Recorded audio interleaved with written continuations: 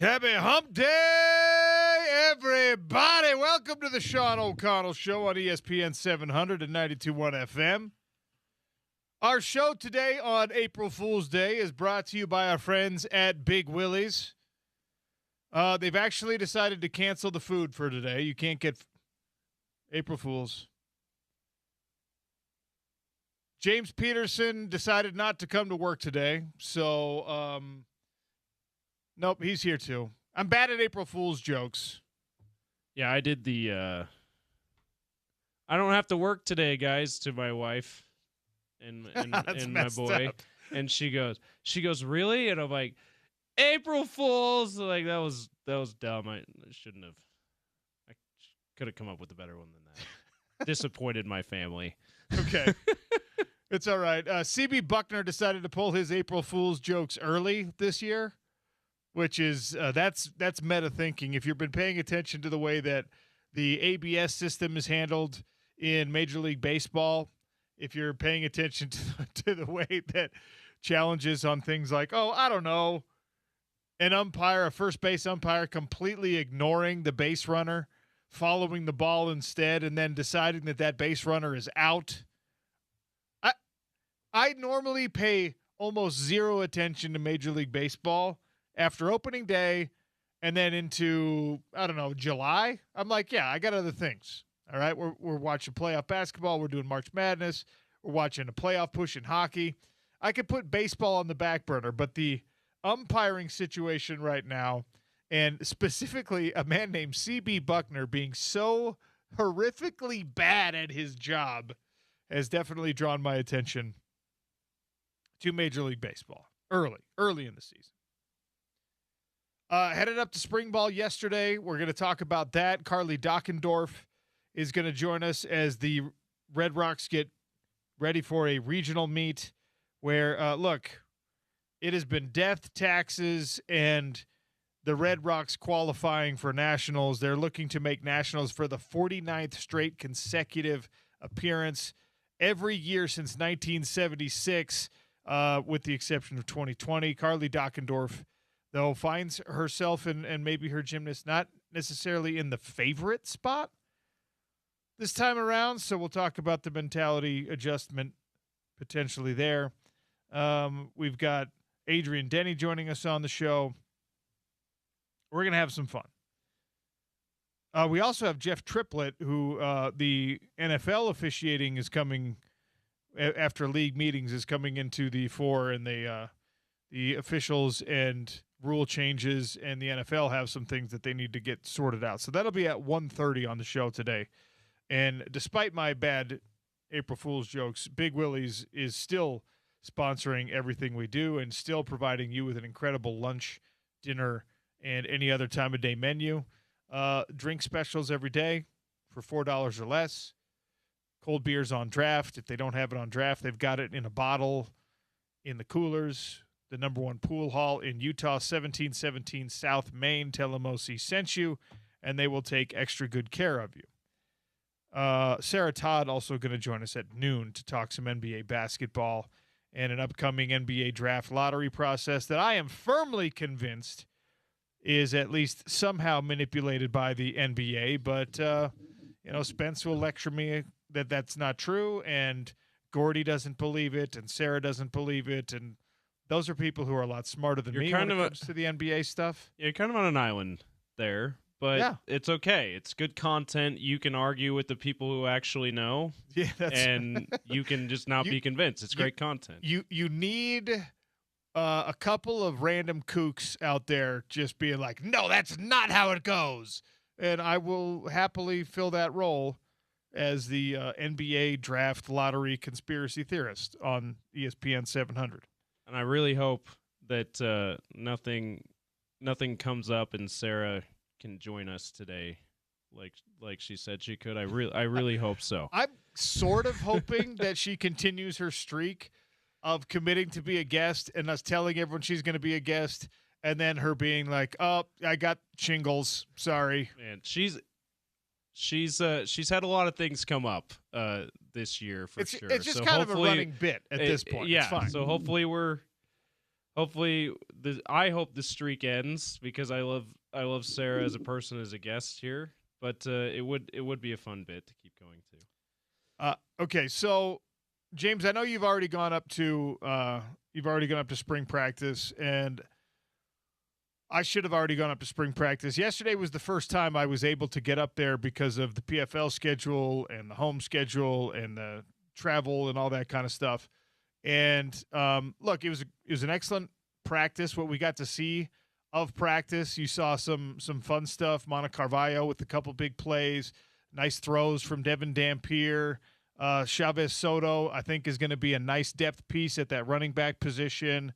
We saw Elijah Ellis making some really good plays, sifting through blockers on a screen pass and making a tackle that was, either for no gain or a very, very short gain on a really well set up play. It was just kind of a heroic effort by the young man. The Day kid, the transfer defensive end, with a couple of sacks. There were some really nice things, and Morgan told us we have sound for you, by the way. We're going to play it on the show today. It's also available at ESPN700sports.com on the ESPN 700 app. Morgan, was complimentary of certain players. He was also, talking about how, as most of us anticipate, the offensive line's got to figure itself out a little bit. He wants to see his backup running backs work on the jugs machine a little bit more and get more comfortable catching passes out of the backfield. All of that, right? Everyone in spring ball has some things to work on. Everyone has some opportunities to get better. It was great to watch a little football. It was great to see. Here's a couple takeaways that I hope you as a Utah football fan understand. I say these things. These are observations that can come off maybe as criticisms, but are intended to be more of questions that maybe will get answered, or just something for you as a fan to keep your eye on as the season approaches and as the offseason progresses. One thing that is clear and evident, and I don't think we'll know if it's a good thing or a bad thing or a neutral thing until we actually see this team play some games and we see how the recruiting picture continues to work itself out and all that. But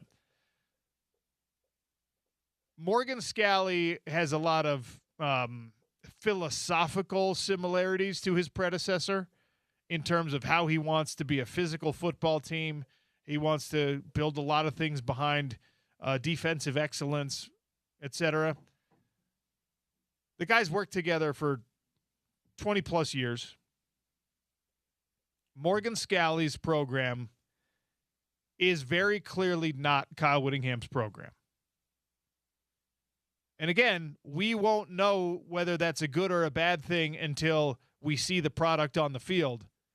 But if you go watch a Utah football practice under Kyle Whittingham and you go watch a BYU practice under Kalani Sitake, you're like, oh, yeah, they do things. There's a significant difference in how they do things, even though there's a ton of crossover on the coaching staffs and things like that, right? Morgan Scalley and his staff, obviously a continuation of the last era. But talking to people on the mic, off the mic, talking to the players, talking to coaches, vibe is such an overused word. The atmosphere, the vibe, the entire tone and tenor of the program are completely different with Morgan Scalley at the helm. And that may or may not manifest itself on game days, but it is glaring on practice days. And it's not intended to cast aspersions on the way that Kyle Whittingham did anything. The results speak for themselves. In fact, if it doesn't work out the way we hope it will with Morgan Scalley, this might be used as something to explain or something like a criticism. But for now, it's not anything remotely critical. There is a lighter, more fun-filled, more excitable approach to football right now with Morgan Scalley at the helm. And I promise you, it's not just the 20-minute media observation period that we got to see. And you're probably like, oh, I wish I could see that at a spring football game. I started to get some ideas, some thoughts from people on what they have planned for you as a fan base.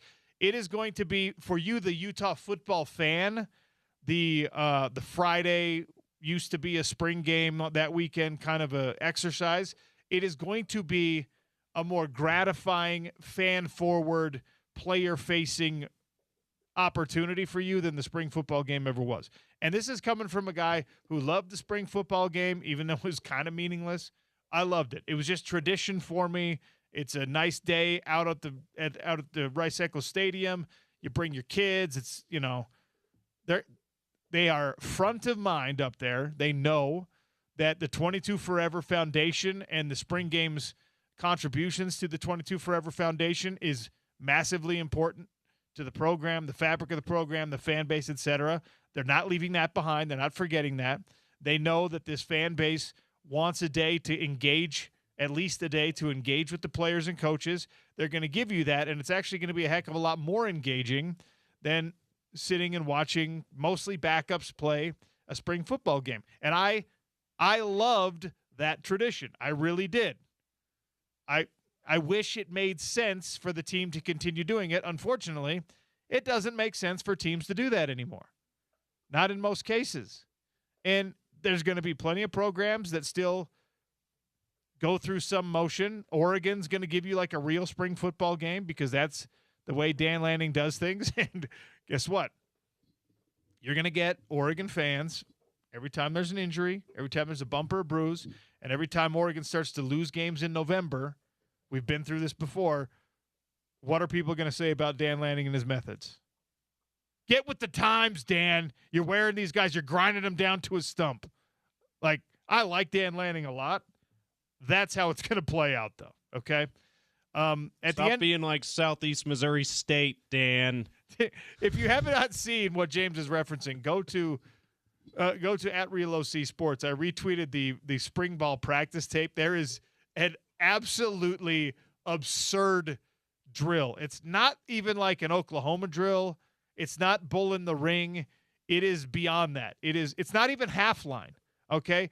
Anyone who practiced or played football, you hear me say these things and like a little shiver goes up your spine, be like, "Oh man, that sucked.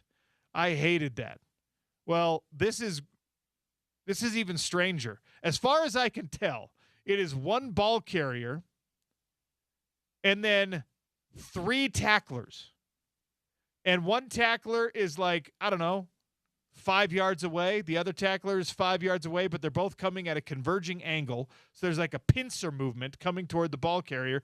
And then as far as I could tell, there's also like safety cleanup behind them. So it's like half line drill with no blockers. And someone's going to get fired over just this video going viral, okay? Because it is wildly irresponsible. It looks like the social media team has filmed it and was like, no one's doing this. This is cool. Yeah, we're putting this out here. It is April Fool's Day. Maybe this is some like elaborate AI. Maybe. And I just can't tell the difference. Okay. It's like a triangle. It's like the Australian rugby one-on-one rugby thing you were it's like run it about, but with 3 tacklers. Yeah, in like a triangle formation in a much shorter distance that they're having to run. It's crazy. It's dumb. It's crazy dumb. But you know what? Let them do their thing. It's Southeast Missouri. Like, sorry, SEMO. Nobody actually cares. But you've made yourself a part of the conversation today, at least, at @RealOC Sports, if you've seen the video. If you haven't seen the video. And, like, people are already, I mean, nobody here in Salt Lake City who follows me actually cares, but there's people like, oh man, you got to fire these guys. I know there's so many. You've gotten so many people from all corners of the country to engage with your post on this. There's the first one that stood out to me was there's like a Washington State alum who is the name of his profile suggests he's a sports medicine professional, some kind of athletic trainer, or at least he's had that kind of education. And I'm like, oh, dang, this guy probably has some thoughts on what this can do. Yeah. Health, wellness, and sports. That's it. Nature, friends, family. Washington State alumni. Obviously a marathon runner. Go Cougs, Hawks, Mariners. Do you see his pinned tweet, too? It says something about fire Larry Scott. Still a pinned tweet. That's amazing. That from 2020. I love it. I love it. I guess he's probably a holdover of when I did Pac-12 radio. Yeah, but it might be. In any case, so spring football. It was awesome to be up there. Caught up with some of the coaches, and great to see Morgan. He's obviously he was ready to do this, and while I'm sure that there's an incredible weight on him from the responsibility of doing it, he's not going to let that on. He is having a blast, and by extension, I think he's encouraging his assistant coaches and his players to have fun. And in spring ball, there's a lot of business that needs to be conducted. Right when we arrived at spring camp, I was actually making fun of Colton Swan after practice about this, because as soon as they said, all right, they gather us outside the weight room, and then the media, they say, okay, you can go down there and you can watch, but don't go on the grass. Don't talk to any of the players during practice, whatever. And as soon as we walked into kind of like the back practice field area, the thing that you heard was Sharif Shaw and Colton Swan just ripping dudes apart, because they're in this teaching period, right? And you've got defensive players filling in as the scout team, offensive players, and like Cyrus Polo was playing wide receiver, okay? And then you've got your, I guess, projected number ones, and they're doing, it's a teaching moment at practice. And we get to see more of the scrimmaging stuff than we do the teaching stuff, but they're teaching the terminology, the language to the newcomers, and they're teaching them what triggers what, right? And it is relatively complicated to play safety and defensive back, especially in this defense. You've got to know the terminology, and you've got to know what begets what. Like when this receiver does this and the offensive formation changes, what does that do to this safety? And then when that triggers the safety movement, what does it do to you as a corner? And what does it do to the linebackers, right? So they're teaching that as we're approaching. And it was intense, right? They're demanding attention. They're demanding accountability. They're telling these guys, they're quizzing them on the moment, on the spot. Okay, he comes across in motion. What does this mean? What's your call? And guys are getting it wrong. And they're being told what it means that you're getting it wrong, right? So it's not like just this hunky-dory, kumbaya type, everyone's giggling type atmosphere, which of course it never was with Kyle Whittingham, and it never should have been with Kyle Whittingham. But you see the way that the flip or the switch can flip a little bit, right? You get that teaching period done, you get it right a little bit. Now it's time to compete. Let's have a little bit of fun. Let's get wild. And that always existed under the old regime, but it was Morgan Scalley doing it. It was Sharif Shaw doing it, right? On the other side, you saw a lot of that from Freddie Whittingham. He would be kind of the rah-rah guy on the offense when it was scrimmage time and stuff. And now I don't know if Morgan has said, hey, everyone's got to do it. But I should say Mark Ottawai, when he joined the program, was very willing to engage in that kind of thing as well. He's a big fun guy. He's a big Mark Ottawai. He's a big personality, right? Yeah. And I don't know if it's like everyone's cup of tea to do this naturally, but they're all doing it. These coaches are all engaging the players in that the joy of competition standpoint. And I'm not trying to infer too much off of a 20, 30-minute practice observation, but when you talked, and I did, when I'm talking to Colton Swan and I'm talking to Morgan Scalley and I'm talking to other coaches and former players that are hanging out there, and it's a different atmosphere. And there's some trepidation that comes with that, but for now, that exists in the fan base only. This team is really dialed in and really excited about the opportunity. The offensive line that all of us are just like, man, there's a lot of questions here. How do you replace these 5 guys?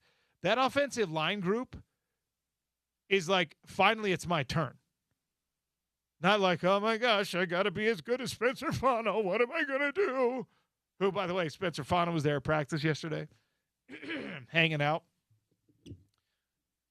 Obviously, he's a big, impressive guy, but as unassuming as you can possibly be for someone who's about to be a first-round draft pick. Pretty cool. This offensive line group is, we talked to a couple of them after practice in the official like background interviews.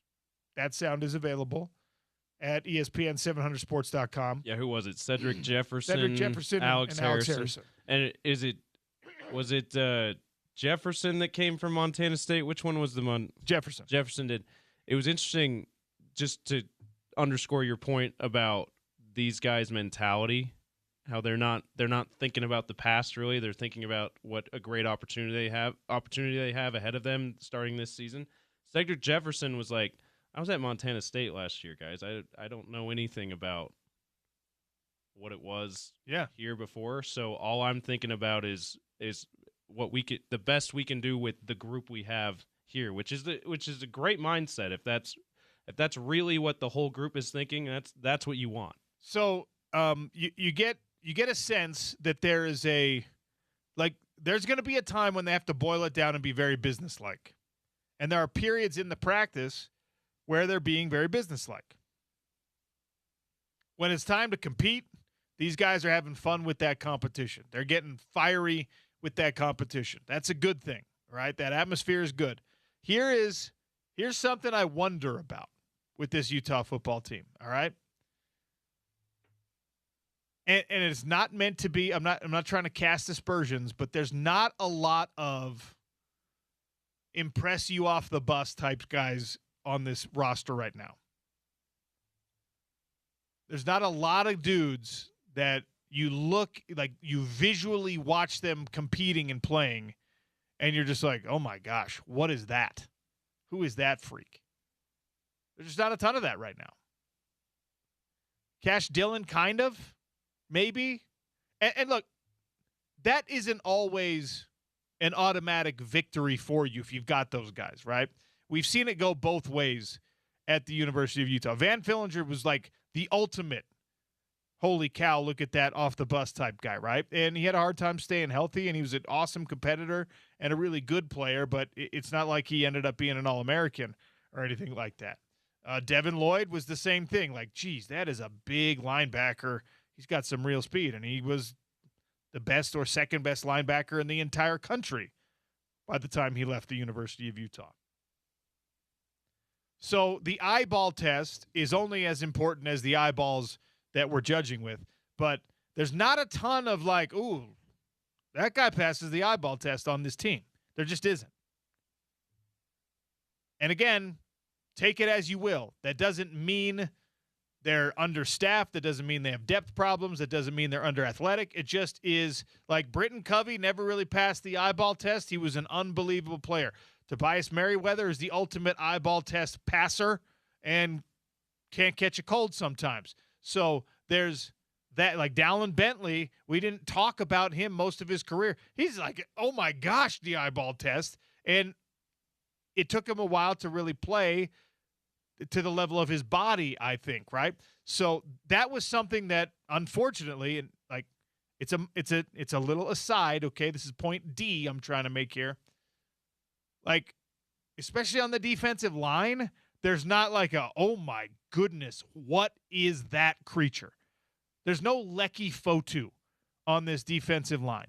That 2019 line in particular, you had Fotu, you had Penasini that were both just like, these guys are literal giants. Yes. How, like, any offensive lineman should be shuddering when they look across those guys. Yeah, we haven't. It's been a while since Utah's had people like that, and this year so far seems to be no exception. And look, like Cash Dillon passes the eyeball test pretty aggressively, in my opinion. Holzclaw, who I think is the kind of the lead guy on the other side, not as much. He's like good enough for me. And again, this is just eyeball test stuff. I don't know how much is going to matter. I don't think it's going to matter at all as long as these guys compete and as long as these guys perform. Pupu Sepulona does not pass the defensive line eyeball test, but he's a really good player. We learned that about him last year. Okay? Jai Moy, the guy who the transfer who came in. Alex Harrison called him out. I said, who's the hardest for you to block right now? And he was like, he thought about it. Like, offensive linemen are usually pretty thoughtful. And he's like, oh, it's Jai, actually. Jai, I'll let you listen to the sound. We'll play it for you later today. But his point was that Jai feels what the offensive lineman is doing better than most people and reacts to that and counters that. And that's something that a lot of defensive linemen actually never grow into. They never learn that. They're just like bull in a china shop, and it's just like, well, if my first move doesn't work, I have a second move, and if that doesn't work, I'll catch you on the next rep. You know, there's not actually a ton of defensive linemen. Only the really, really good ones are reactive in the moment because you have 2.5 seconds to win that battle as a D lineman, max. As an interior defensive lineman, you have no time. So it's not the most cerebral position. And maybe he's doing it on instinct. Maybe he's doing it on film study. Maybe he's doing it on thought. But like Elijah Ellis, okay, he doesn't yet pass the eyeball test. He's not yet big. He's not built like his dad quite. He's not even built like his brothers quite yet. Until he starts playing, and then you're just like, oh my gosh, that kid is always around the ball. He is going to be an excellent player. Linebacker is probably your deepest room right now.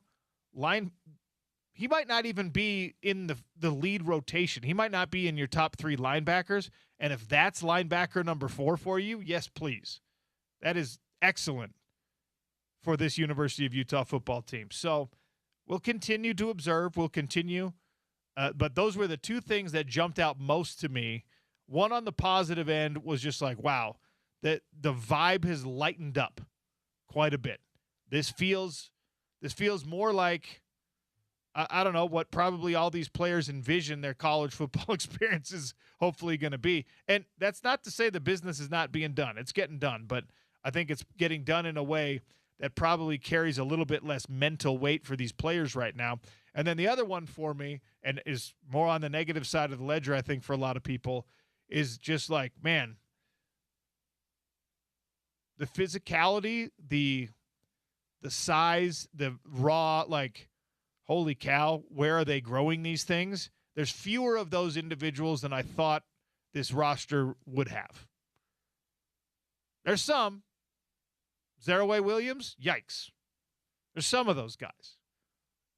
Are there enough come Saturdays? We'll find out.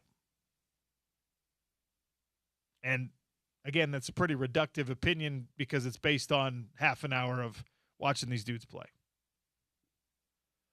All right, big show lined up, like I said. Our first guest joins us in just a few minutes, Carly Dockendorf. We've been talking about how Utah State, with coaching turnover and athlete turnover, has just found a way to stay relevant in the college basketball world. Well, the Red Rocks, Utah Gymnastics, is the ultimate example of this level of consistency on a program level. Carly Dockendorf is the latest in a line of great coaches. Her athletes this year just delivered yet another conference championship. It was Pac-12 championships. It was Mountain West Conference championships. It was WAC championships before. Now it's Big 12 championships. Can they advance past the regional? Are they the favorites like they usually are in these regionals? We'll get to all of that with Carly Dockendorf 3 minutes from now on the Sean O'Connell Show, ESPN 700, 92.1 FM.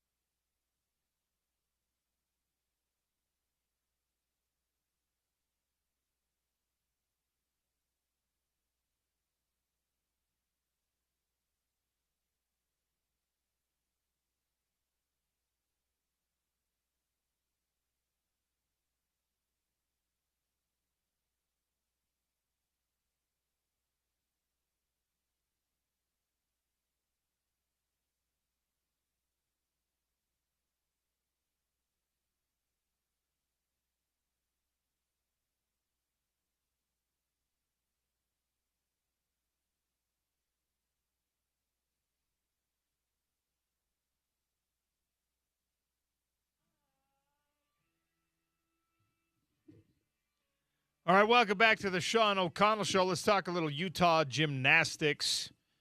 Number 12, Utah headed up to Corvallis, Oregon for the regional. It'll be Alabama, Denver, Oregon State in the first session of the Corvallis Regional Semifinals, coming up this Friday at 2 p.m. Mountain Time.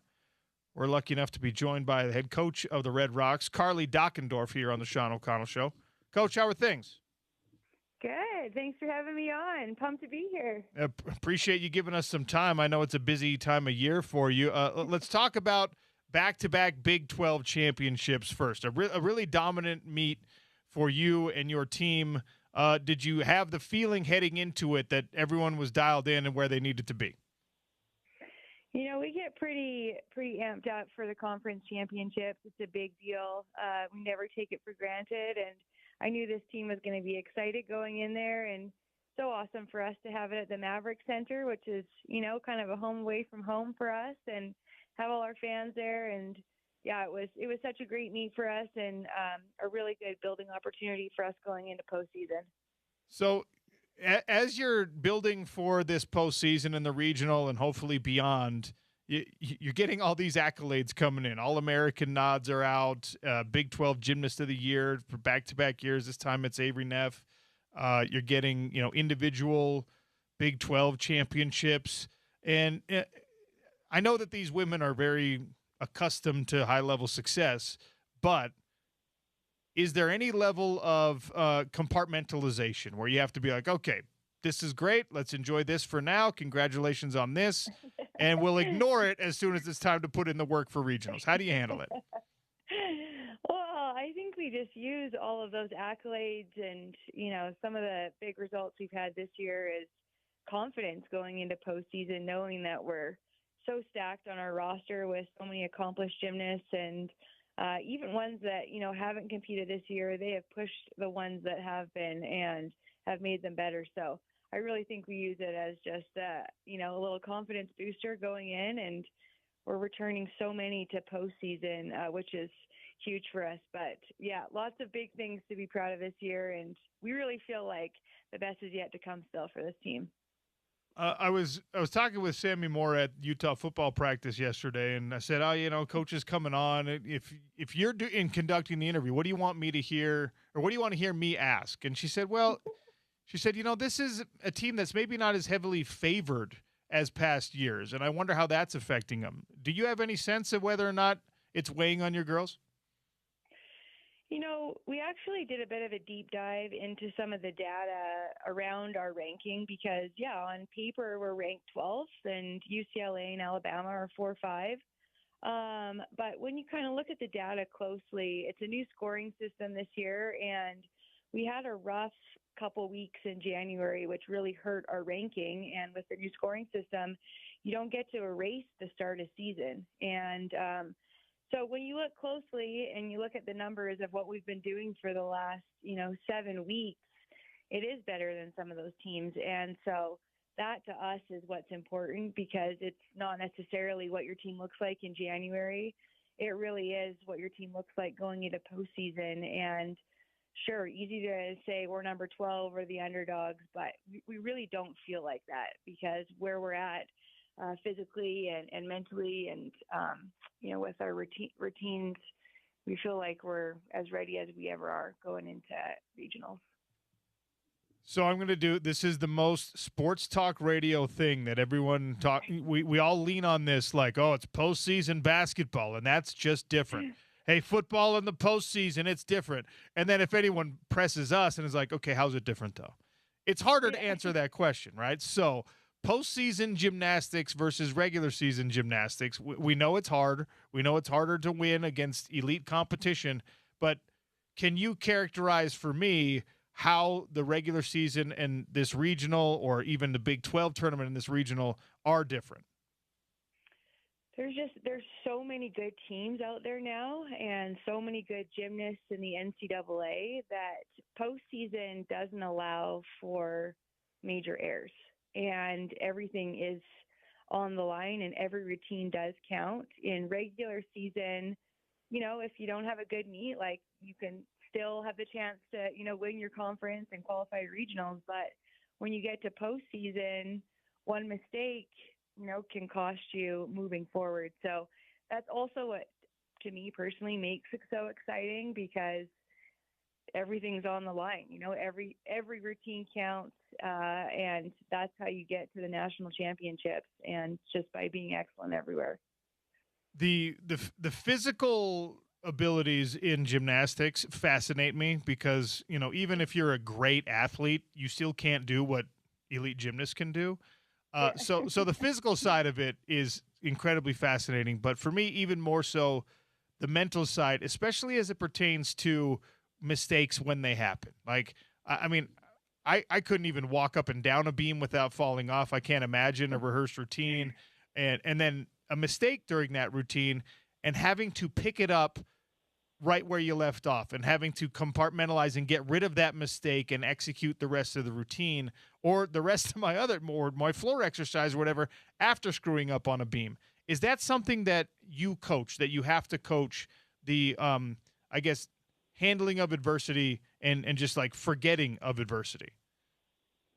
Yeah, for sure. And, unfortunately, but fortunately for us, we experienced all that firsthand in that month of January. And some of those lessons, like the only way you can learn it is by doing it. That's by falling a few times on an event and learning how to pick yourself back up and carry on. And it definitely is, because it's easy to carry with you to the next event, the disappointment, but there's really no time for that. So we did get a lot of practice of learning how to handle some of that adversity early season. And, we were just talking about it yesterday, and I really feel like we're actually more equipped going into this regionals than we ever have, because we have had to figure out how to just move on.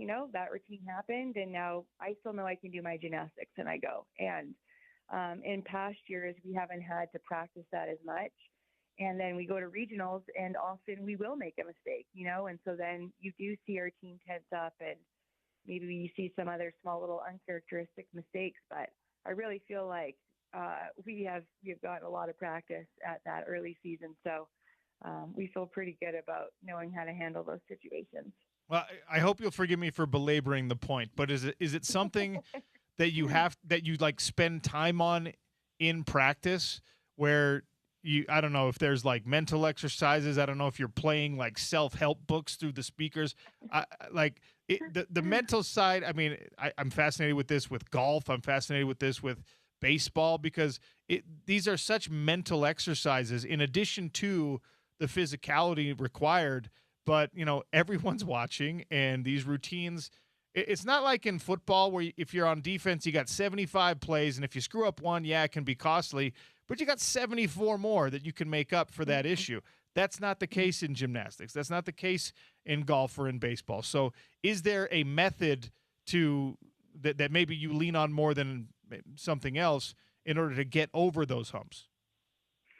Yeah, I mean, it really is. And, to be honest, when we've been in the Final Four at national championships, we haven't lost because physically we weren't prepared, or like our routines weren't good enough. It was how we handled ourselves mentally, and our focus maybe wasn't in the right spot. And it is definitely something we spend a lot of time on, and especially at the University of Utah, where you have expectations of making every single national championship. And, we talk a lot about pressure as a privilege, and that is such an honor to be at a program where that is the level of excellence that's expected of you.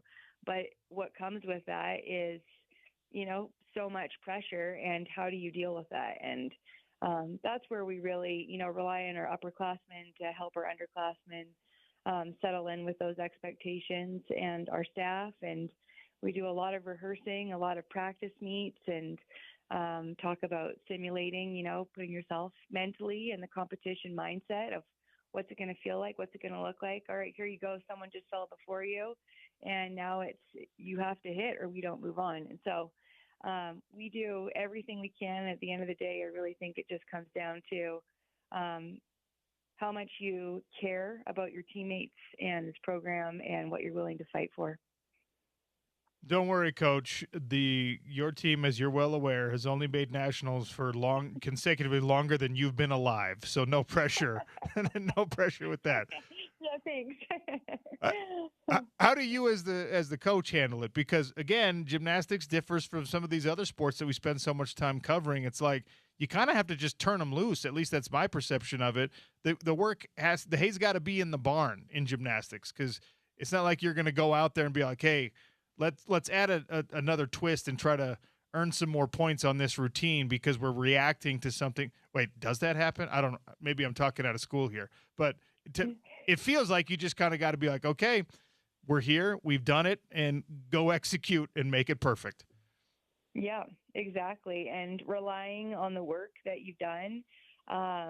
We've talked a lot about that because facts are so important at this time of year. It's easy to lean into people's, own perception or ideas of what your team might be. But the facts are the facts. And the truth of it is this team put in so much work. Our staff put in so much work this year, intentional work. And we know the work is there. And you're right. Now it's just time to go compete. Just do what we've been practicing all year. No one's thrown any new moves at our regional championships, same skills that we've been practicing since last summer, and go enjoy the moment. That's just so important. What's the number that it's going to take to advance past this regional? I think it's going to take a high 197. I think there's definitely some really good teams in this regional, and won't be room for error. Everyone's going to bring their best, and a big number is what it's going to take to get out of this regional. From a big picture standpoint, we have been discussing for several years now the shifting landscape in college sports and things like transfer and things like NIL and how it's so different now. And uniquely at the University of Utah, we've got, a men's basketball program that's trying to figure things out. We've got a women's basketball program that's had some success recently and is trying to recapture that. You got a football team that, what the expectations are like there, and a new era has begun with Morgan Scally at the helm. Are the Red Rocks being taken care of the way that they need to? Are you getting the resources, the commitment, the fan support that you need in order to maintain the excellence that we all expect? Absolutely. I feel like this community in Salt Lake City has continued to invest in this program and these women, and we're not in the SEC, so we have to offer something a little bit different than what you could get from going to the SEC. And I really feel like it's the commitment from this community here to keep us at the top and to provide us the resources, the NIL opportunities to keep the best gymnasts here at Utah, and continue to make them a priority, because that isn't the case in SEC programs. Gymnastics often is one of many programs that are national contenders every single year. And the Red Rocks, it really is a legacy program, and man, I feel so blessed to be a part of it. Well, I appreciate you giving us some time today. Good luck in Corvallis, and then let's have you on again after you advance past the regional. Let's have you on again before nationals, okay? Love it. Thank you so much. That's Carly Dockendorf, head coach of your Red Rocks Utah women's gymnastics, in the regional on Friday, starting at 2 Mountain Time. Alabama, number 5 in the country. Utah's 12. Alabama, number 5. Denver, number 23. Oregon State, number 25 in that first session of the Corvallis Regional Semifinals coming up on Friday. Big thanks to Carly Dockendorf for stopping by. 4 All-Americans this year at the University of Utah, Big 12 champs again. Carly Dockendorf, by the way, is the only coach to make it to the Final Four in her first year as a head coach in gymnastics. The pressure is on. It's 49 years consecutively, with the exception of that 2020 season where obviously COVID ruined everything for everyone. She's not 49 years old. She's only 43. Utah's been making it to the finals consecutively since before Coach was born. It's pre-NCAA, too, by the way. That's Did you right. realize that?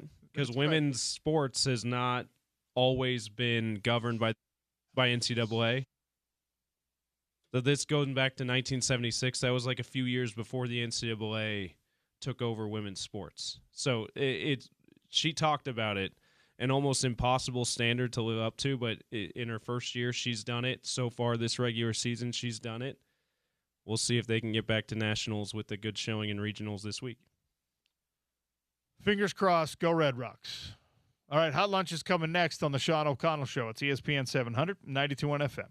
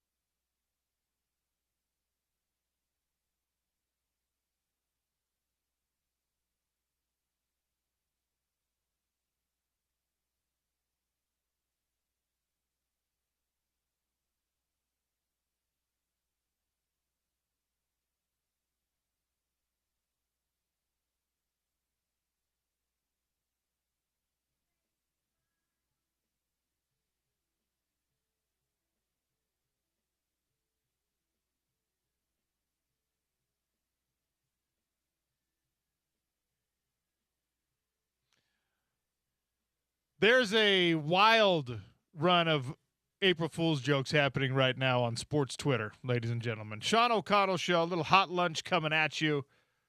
Head down to Big Willie's, grab yourself one of their incredible lunch menu items. They keep the lunch special under $15 every day. They keep the drink specials of the day under $4 each day. 1717 South Main. Tell them OC sent you. There's some really interesting ones happening right now. Now, Utah State put theirs out. And remember, Utah State, initially the cow print helmets were an April Fool's joke. And then they actually wore them, and they look cool. So will this potentially manifest itself in real life? Utah State football account, the USU football account, new era, new field, introducing new turf as we enter the Pac-12, and it is white turf with the blue cow spots on it. I actually would love if someone did white turf, like plain white turf, so it always looked like a snow game. You know who should do that? Penn State is the school that could pull that off with their white and the whiteouts that they like to lean into. I'm not sure It's not even a turf field, though. That is a real grass field. Yeah. So, the traditionalists that's a good point. at Penn State would cry. But, like, that, as far as how much they lean into the white up there, that's the school that could pull it off. Well, if you want to talk about leaning into white, BYU should put a white BYU. turf field. Get it? Yeah. Speaking of, you know what? Have you seen? Have you seen the BYU TV Sports Nation, Jerem Jordan April Fool's joke that they're playing on all of us right now? It's got to be great because Jerem Jordan is a witty guy. Breaking news: AJ DeBonsa announces he's returning to BYU for his sophomore season next year. I have unfinished business, with a statement from AJ DeBonsa. Oh my gosh, that's actually kind of mean-spirited. It kind of is. It's like my ill thought of joke that I played on my family. Hey, I don't have to work today. Oh, just kidding. I do. Sorry. Coug Nation, let's run it back, says AJ DeBonsa. Yeah, that's great. That's kind of cold-blooded. By the way, going back to the Utah State thing, are they just using April Fool's Day as a soft opening now? Is that what they're doing? Honestly, it's kind of genius to be like, April Fool's, unless people are like, no, for real, we like this. And then they're like, yeah, good idea. Yeah, it was real. It just happened to be on April Fool's Day, just like when Roy Williams retired. Utah State also, just like that. They announced today Michael Frasina, who's being hired as a new special teams analyst. And then in parentheses, this one is not an April Fool's joke. If I'm Michael Frasina, I'm like, just make the announcement tomorrow. I don't want seriously. I don't want there to be any confusion.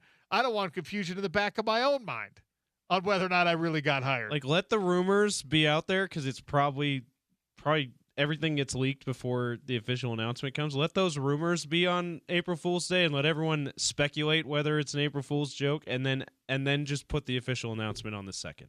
There's an April Fool's joke about an LSU football blackout uniform. Black LSU uniforms. They've pledged to never do that. Thank goodness. I'm not even a big LSU guy, but how about this? Several Las Vegas strip resorts will begin charging hotel guests a $28 per night fee for in-room air conditioning. The new climate comfort fee will provide guests 24/7 access to their air conditioning in Vegas. That caught a couple of people. Joe Shad reacted to this on Twitter angrily. It's an April Fool's joke, people.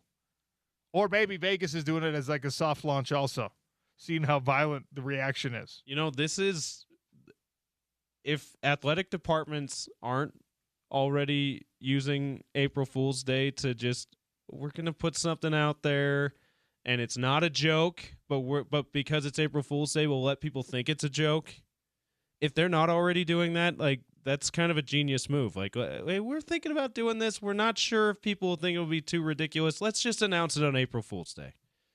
And then if we get positive reaction, we'll actually do it like we want to. Okay, so this one, again, just wait a day or do it yesterday. This Adam Schefter, I don't know if this is like some inside joke that we don't really know a lot about.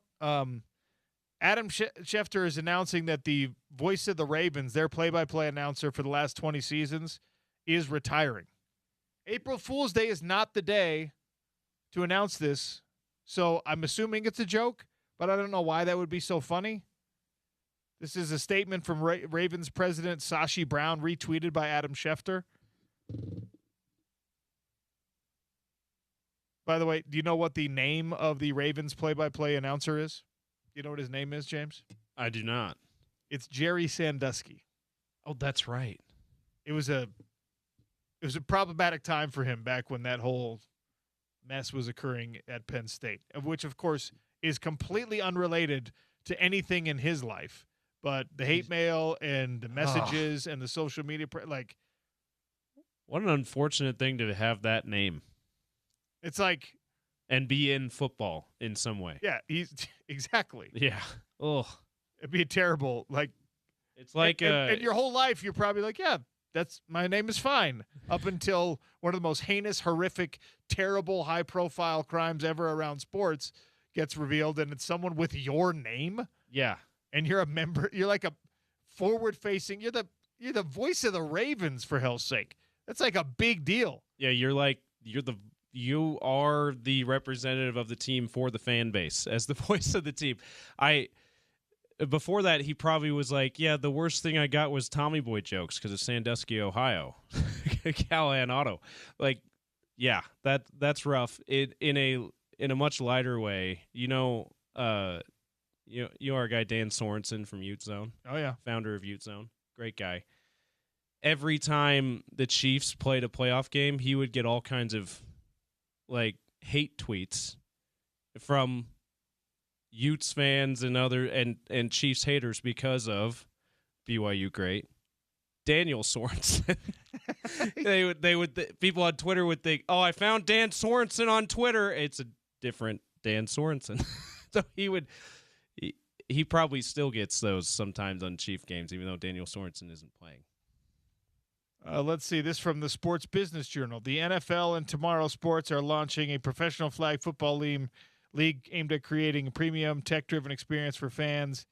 The venture will start with $192 million in funding, including $160 million from external investors and $32 million from the NFL. Like, that doesn't seem like an April Fool's joke. That seems like something that could actually be real. Don't make real announcements today in the sports world. I don't know what's going. See if there's any other good ones. I think that's all. I think that's all for now. Honestly, the picture of the cow print field actually looks pretty good. It's kind of cool. It looks. Maybe Utah State should just do it, just like they did with the helmets this last year. This is great. Kentucky announced we're going big blue with blue turf this fall. Hashtag go big blue.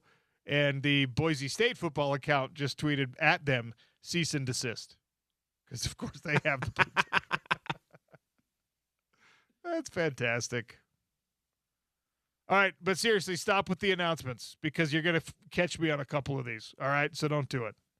There's that Darren Heitner post to limit college athlete transfers. Like that, just don't do that today, Darren Heitner. The college that guy drives me nuts. All right, we got to take a break. That's the hot lunch for today. Sarah Todd, we believe, will be joining us in 3 minutes. You got to have faith. We'll talk all things. We'll talk all things NBA with Sarah Todd. I have no questions prepared because I don't have faith. It's ESPN 700, 92.1 FM.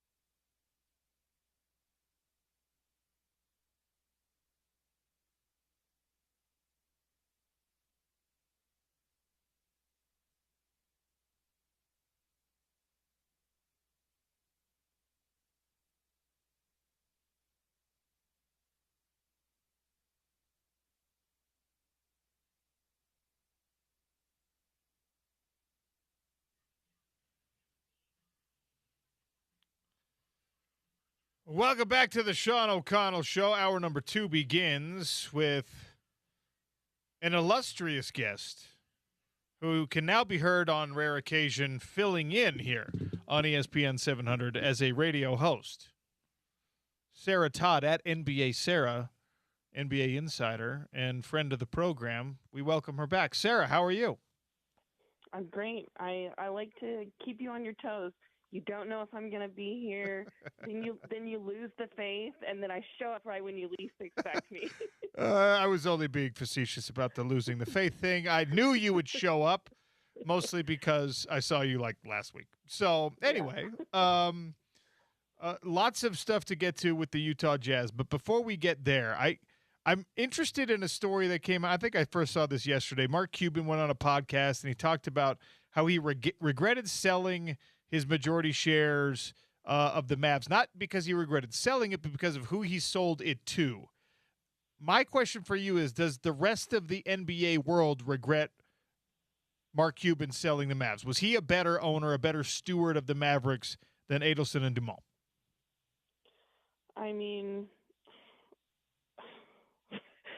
it's hard to really differentiate one billionaire from another and decide who is better. Fair. If we're being honest. It feels like such a strange story to be like, oh, I regret who I sold it to. And it's like, well, it's not like you didn't know. It's not like you didn't know that they weren't basketball people. If you were concerned about any of that, then maybe you would have thought twice before making this multi-billion-dollar decision. And also, like, God, it feels like such a slap in the face to Mavericks fans to be like, oh, I know that they traded Luka away, and now after it's all said and done, I regret that. I regret that I sold the team to the people that did that to you, Dallas Mavericks fans. I just, honestly, it felt like maybe keep that one to yourself. You don't have to say that you regret it, because then it just makes everyone feel angry, probably. How Cooper washed has that decision and that trade been? I know that Cooper Flag is not Luka, but has he been good enough, interesting enough that it's taken some of the sting off for the Mavs? It's like a little bit of a salve, right? Like I think there was that initial feeling just when they got the number 1 pick, knowing that it was going to be Cooper. Like, well, at least, Mavericks fans had a little bit of the sting taken away, knowing that somebody was coming in and had the potential to be a generational player. But then, as the season goes on and you watch the other Duke guy kind of fly ahead, and he's going to win Rookie of the Year out of Charlotte for Con Knippel, and you're watching Luka be a part of the MVP conversation for the season, and doing great in LA and still being Luka. I don't think that there's anything that can really take the sting away. How does the MVP race look through the Sarah Todd lens? I mean, it's Shea, and I don't think that there's really any question about that at all. I think that, had Jokic maybe played a little bit more, that it would be more of a conversation, and that's a little bit unfair, right? Like, but I think the last couple of years, right, it's been Shea or Jokic, and it's been pretty clear that was the race this year. But really, really close behind is, a 7'5" alien who is going to be even more of a part of the conversation. I mean, Victor Wembanyama is not even in his prime at all. He's still like at the very early stages of his career. And so I think that Shea should be pretty thankful that he's going to win MVP this year, because I don't think it's going to be a runaway much longer. When we talk about Victor Wembanyama and the Spurs, are they, in your mind, are they, how far ahead of schedule are they, or even ahead of schedule, based on not only him but Castle and some of the other guys on that team? I think it feels definitely ahead of schedule. I talked about this. I was talking with Howard Beck when I was filling in for Spence last week, and one of the questions I asked him, I was like, I I am fully in the camp that, like, I want to believe that when we have these young and exciting teams, that it breaks the rules. We don't have to say, like, oh, they need to go through and kind of get bumped in the playoffs and they need to take their lumps. That's kind of like the old NBA-ism that, has long been talked about. But I would love to watch the Spurs like make it to the finals, make it to the Western Conference Finals, really give Oklahoma City either a run for their money or win the West. Like, that would be so exciting, and it would break the rules. But this team already does that. Victor Wembanyama does break the rules, and so it's very, very exciting to me. And I was begging Howard Beck, like, please be on my side. Tell me that the Spurs can do it. And he was like, oh, I'm already there. Like, I agree with you. I think the Spurs can do it this year. And so the sky's the limit. But, like, to answer your question, this playoff run this year is going to answer that, right? Like, are they really ready? Are they who we think that they are? Because all of the pieces down there, they just fit together so well. And even, talking about like Dylan Harper, they've got a rookie who is just fitting in and playing so well. Castle, Vassell, Harrison Barnes is a great depth piece for them. And like I said, Wemby breaks all the rules. All right, we're so close to the playoffs starting, and figuring Thank out God. all this stuff. What do you mean? You're not having a blast covering this regular season? What's going on? Well, you started the conversation out saying we've got a lot of jazz to talk about, and I'm like, do we? I guess we really don't, if we're being honest. Maybe because we know exactly what's happening with them. We will get to the Jazz, I promise you. But how many candidates are there to dethrone Oklahoma City? We'll start within the West, and then if you believe anyone from the East can do it, we'll talk about that as well. But you flirt with this idea that maybe San Antonio can. What about the Lakers? What about the Nuggets? Are the Rockets going to surprise all of us with some insane playoff run? How many real contenders are there? Yeah, I think the Lakers are such an interesting situation right now because I think for so long it was about believing in LeBron because LeBron hasn't proven that you shouldn't believe in him. And then there was a couple of years recently where it's like, well, maybe we just shouldn't believe in LeBron anymore. And this season, he's completely switched the way that he plays. He is playing in such a more deferential, and to like have a deferential LeBron James is like, you can't ask for a better player who will be deferential, right? And so the way that it is working with Luka, and especially lately, it's just, it's been really awesome to watch, and it's going to be really interesting in the playoffs. I don't think that they're the deepest team, and I think they're probably at the bottom of that top tier that I would say could challenge. The teams that you mentioned, Nuggets, Spurs, Lakers, I think that is kind of the end of the challenger section. I don't really believe in the Rockets. I don't believe in anyone else kind of at the bottom of the playoff picture in the West as far as as talking about like really challenging OKC. And then in the East, I guess, because they're not so far removed and because Tatum has come back, I would think about the Celtics maybe. I'm not sure what to think about Detroit, especially because we don't know like exactly when Cade is going to be coming back. And without Cade, I don't think that the Pistons stand any sort of a chance. And I think if let's say the Cavs were to make it to the finals, let's say the Knicks were to make it to the finals, anything like that, I think that it's possible for any of those teams to make it to the finals, but I definitely wouldn't pick any of them over the Thunder. There's still a few Donovan Mitchell fans here in the state of Utah, and he has not had a ton of playoff success. Is this Cleveland team equipped to help him, I guess, shake that monkey at least partially off of his back? Yeah, maybe. I wrote about this the other day, and I was talking with Donovan about it when he was here. He hasn't made it past the second round. This is going to be his 9th year playing in the playoffs. He's made 9 playoff appearances. and he's never made it past the second round. And he's a really great example of how hard it is and how lucky a team has to be in order to make a deep playoff run. Like, there has to be health. There has to be like this innate confidence and belief that that a team has. Like, it has to really feel special, and the players have to believe it. And I know that sounds like very woo-woo, but it's true. And then there has to be depth, and there needs to be great performances. And it feels like every year of Donovan's career, there's been a couple of those pieces, but not all of them at the same time. And if they can be healthy heading into the playoffs, this could be a really good opportunity for him to break past that second round.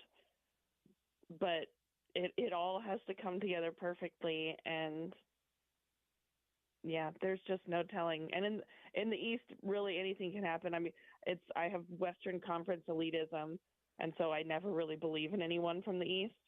But that also means that anyone can do anything in the East, in my mind. Sarah Todd is our guest for a few more minutes here, talking all things NBA. She's the Utah Jazz insider for the Deseret News, and also you can hear her occasionally here on ESPN 700. We're going to use her as a fill-in host if that's allowed. I'll fill in anywhere. 2022 and 2024 Utah Sports Writer of the Year.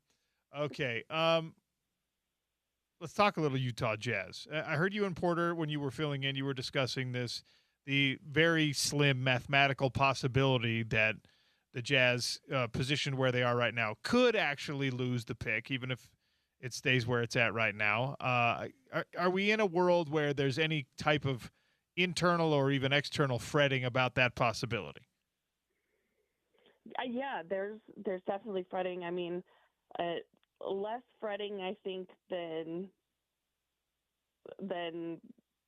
just minuscule, just like the kind of what if chance, because we're talking about like less than a 1% chance that they lose the pick. And so that's really, really good odds. That being said, like, stuck in their mind is probably the fact that, they're sitting in the lottery room and in the lottery broadcast ballroom in Chicago last year, watching the Dallas Mavericks with a 9% chance win the number one overall pick. Now, that said, there's a big difference between 9 and less than 1, but there still is a chance. That being said, like, it would be so incredibly shocking if the Jazz were to lose the pick. The best thing that they could have done is have the 4th worst record in the league and guarantee that they keep the pick. But having the 5th worst record and a 99.4% chance of keeping the pick, that's almost as good as possible. If you were in charge, and maybe someday you will be, which of the picks that are in that possibility would you be hoping hardest for this Utah Jazz? Obviously, and I mean the players, not the number. Obviously, there's a certain element that's beyond their control, and I think you got to be number 1, possibly maybe number 2, to get somebody like AJ DeBonta, which is on the wish list for a lot of fans here. But I don't know. Are you as high on him as everyone else? Who would you like to see in a Jazz uniform? Yeah, I'm pretty high on AJ DeBonta, the player. I mean, it seems like he kind of has the highest skill level going straight into his rookie season. I don't know if that means that he's going to be the best, but it seems like he's probably the most skilled right away out of the high lottery picks. And then it's weird to know what I would hope for if I was in charge, because of course, what you want is a player that is going to help win you a championship. But when you're looking at rookies, you don't really know which one is going to be able to impact winning in that way 4 or 5 years down the road when they start to enter their prime, right? And so that's hard to kind of try and get the crystal ball out and project that. And so I'm thinking about all the things that I would be thinking about if I was in the Jazz front office or a part of ownership or anything like that. Like, if it's not AJ DeBonta, well, then Cam Boozer certainly would also have history in Utah ties. That merchandise is probably going to sell pretty well in Utah. And so I'm not thinking about it just as the on-court product, but, how well is it going to do as a selling point for the team? If I'm thinking outside of that, I think that the player that kind of rose the most for me through the tournament is Houston's Kingston Flemings. I loved the way that he played. I like that he is kind of efficient across the board. The one kind of question that I have is, would he be able to shoot at a higher clip or shoot efficiently, but at a higher volume? Because he's not a volume shooter. I think 2 or 3 attempts per game from beyond the 3-point line, and you'd want to see kind of one of your guards or wings shoot a little bit more than that. But man, he plays with so much heart too, and he's just the kind of player that seems like any fan base, no matter who's going to get him, he's just going to endear himself to the fan base. And so I think that, that's where my mind would go. If it's not number 1 and I end up kind of in the mid-tier between 1 and 8, maybe hope for Cam Boozer. And if I fall a little bit lower than that, I think that Kingston Flemings is probably the highest one that I would have. I don't know why I asked you about AJ DeBonsa. He made an announcement on Twitter today that he's coming back to BYU for a second season. I'm sure that's not an April Fool's joke in any fashion. So yeah, not at all. What's your stance on sports April Fool's jokes? My stance on April Fool's jokes in general are horrible. That's a bad idea. Don't do them. What a stupid holiday. Like, also, if you are a pranking person, you're not saving them up for one day of the year. You're doing them all the time. Ask my husband. He loves it constantly. He's pranking me. And so I saw one of my friends sent me a video today. They went into work and there's a box of donuts sitting on the counter for everyone. And they open up and it's just vegetables inside, and it says Happy April Fool's Day. And I'm like, that's horrible. I would be so upset if I walked into the office and thought I was getting a delicious donut and instead saw a carrot. And even just secondhand, I saw that video all day. I've just been thinking about donuts. So horrible. I'm anti-April Fools. If you think you're a funny person, be funny year round. Don't do it just one day of the year. I would like to see the Jazz official account say they're going back to the neon jerseys for this year. Oh, my God. There would be rioting in the streets. The Hall of Fame class of Amari Stoudemire, Doc Rivers, Candace Parker, Elena Delle Donne. What do you think? Yeah, great. I feel like there's so many times that we hear the Hall of Fame class that I'm like, yeah, great. All of these people, and that's the thing, especially with basketball. There's never a shortage of people, and I mean, especially like I think when I saw the list come out, I thought, how is Candace Parker not already in the Hall of Fame? There's just, I think every class, I just assume that those people are already Hall of Fame players, and so yeah, put them all in. Bring more people in. Shorten the time that it takes to be able to be nominated. Candace Parker should have been a Hall of Famer years ago. Is the nominees, the finalists for this class were pretty interesting because even like a Doc Rivers, is he a no-brainer? He doesn't feel, I mean, he's 8th all time, I guess, in wins. But he's got 1 championship, and that it feels like that's not the highest bar for coaching. Is Doc Rivers a no-brainer in your mind? No, I don't think that right, it's like in the eye of the beholder, right? If you're going to ask Celtics fans, they're probably going to tell you, like, absolutely, he brought us a championship. Like, that is a Hall of Fame worthy. And so I think that there's many, many people who would see that as worthy of Hall of Fame. And then going back earlier in his career, like any sort of accomplishments, win percentages, etc. And then there's going to be people who say, well, yeah, he had Ray Allen and Paul Pierce and Kevin Garnett. Like, you're getting into the Hall of Fame because you didn't mess that up, right? Like, and then what have you done for me lately? I think there's a lot of players even in the NBA that would say that Doc Rivers has not done anything for them. And so I think it's just in the eye of the beholder. But I'd have to imagine that a Celtics fan would be very, very thankful for what Doc did for them. All right, before I let you go, as a longstanding Seattle Mariners fan, I just learned about your switch. How do you feel about the electronic umpire, the ABS in Major League Baseball? And when we talk about technology and officiating in one sport, for me, my mind goes to, well, how's this going to be applied to other sports? I don't know if it'll ever sneak over into the NBA in a meaningful way, or as meaningful way as what we're getting in baseball. But what do you think of it in baseball? Yeah, I like it. I mean, I think that kind of across the board in sports, like if there are simple things where it can be implemented and implemented well, and I think that the ABS system, I mean, it seems like there was a lot of thought, especially when we're talking about it. It's been talked about so much in the last week, right? Is the measurement and the testing that they went through to get the strike zone perfectly for each player, and the height that a bunch of players lost because of those measurements, and just the accuracy and kind of the amount that we can see where the ball is grazing the edges of that strike zone.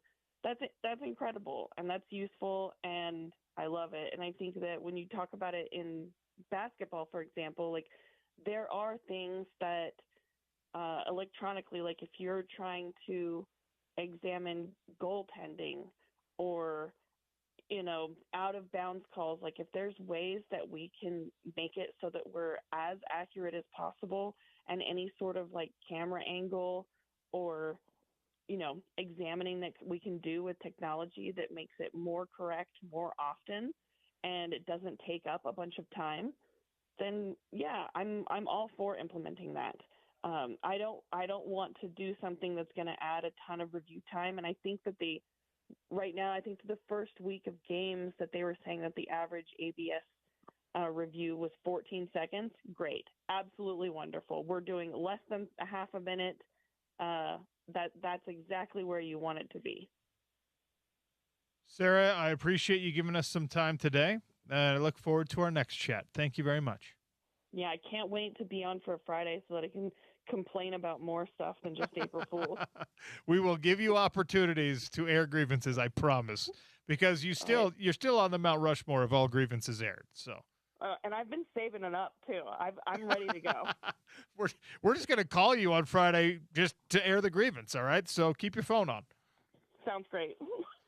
At NBA Sarah, that's Sarah Todd of the Des News. She's awesome. Love hearing from her. Love her opinions on these things. The Daily Dump is coming next. A former World Cup champion fails to qualify for the third straight time. What?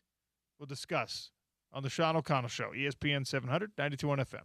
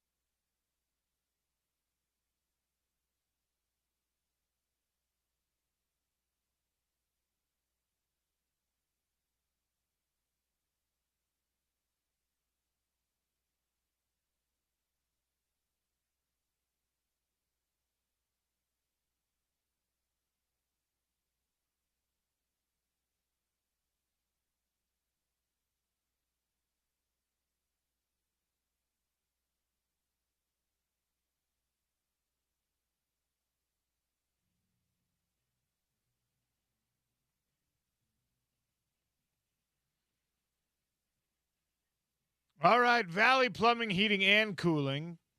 If you have air conditioners that you're going to fire up soon, well, they can take care of those for you. On a day like today where you probably fired the furnace back up, they can also handle that. And, of course, any plumbing issues that you have inside, outside, the truck with the ducks got you covered. valleyplumbing.com. Make an appointment online. Tell them OC sent you. Or see if anyone has a house like yours where your furnace will be on downstairs while your AC's on upstairs, they can handle those unique situations too. Yeah, well, that shouldn't be possible, right? It's such a crazy thing you brought up yesterday. You should not have a thermostat, an independent thermostat downstairs from upstairs that allows both those things to be happening. Like, fine if you want to have independent ones, right? I need a little cooler up here. I need a little warmer down there. But you shouldn't have – it should not be allowed that your furnace and your air conditioner be on at the same time. You're just – well, I don't know. You're just maybe wasting energy. Maybe you just want that perfect middle ground, and that's the only way to get it. Not good. Not good. All right. Lots of stuff to get to here. So we're going to really dive into the World Cup, all right? Now, most of you probably count on Spence Checketts more than you count on me to get your soccer expertise and your soccer information, okay? Well, for the World Cup, we're going to be experts, kind of like we were with the Olympics. Yeah, the World Cup's a different animal, obviously. And by the way, for those that are like, oh, C doesn't talk soccer, you know soccer, we're having a special soccer guest on Friday, so in your face. There you go, in your face. Someone that you all know and love, by the way. That's all I'm giving you. Oh, wow.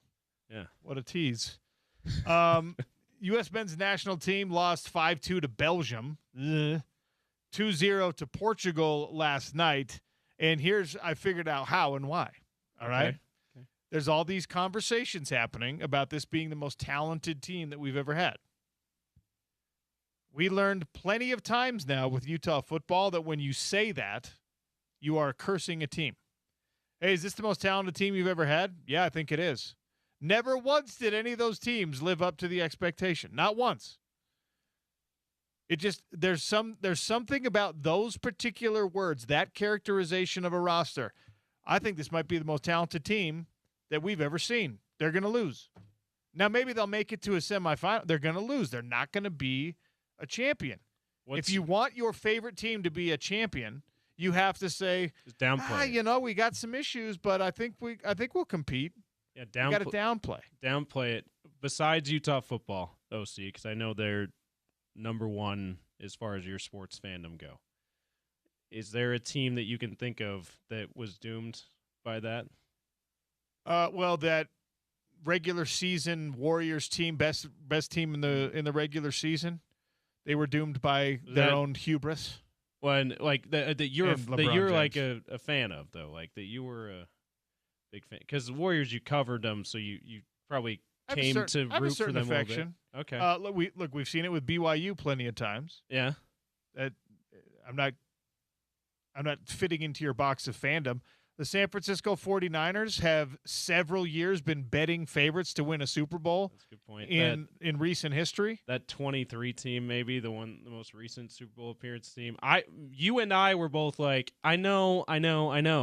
Patrick Mahomes the Niners don't have Patrick Mahomes. I know that, but they have the best player on the field in every other position. That's right. So, like, why they got shouldn't the best we? tackle. They got the best running back. They got the best tight end. Brock they got Purdy's the best good linebacker. enough. They got the best pass rusher. Yeah.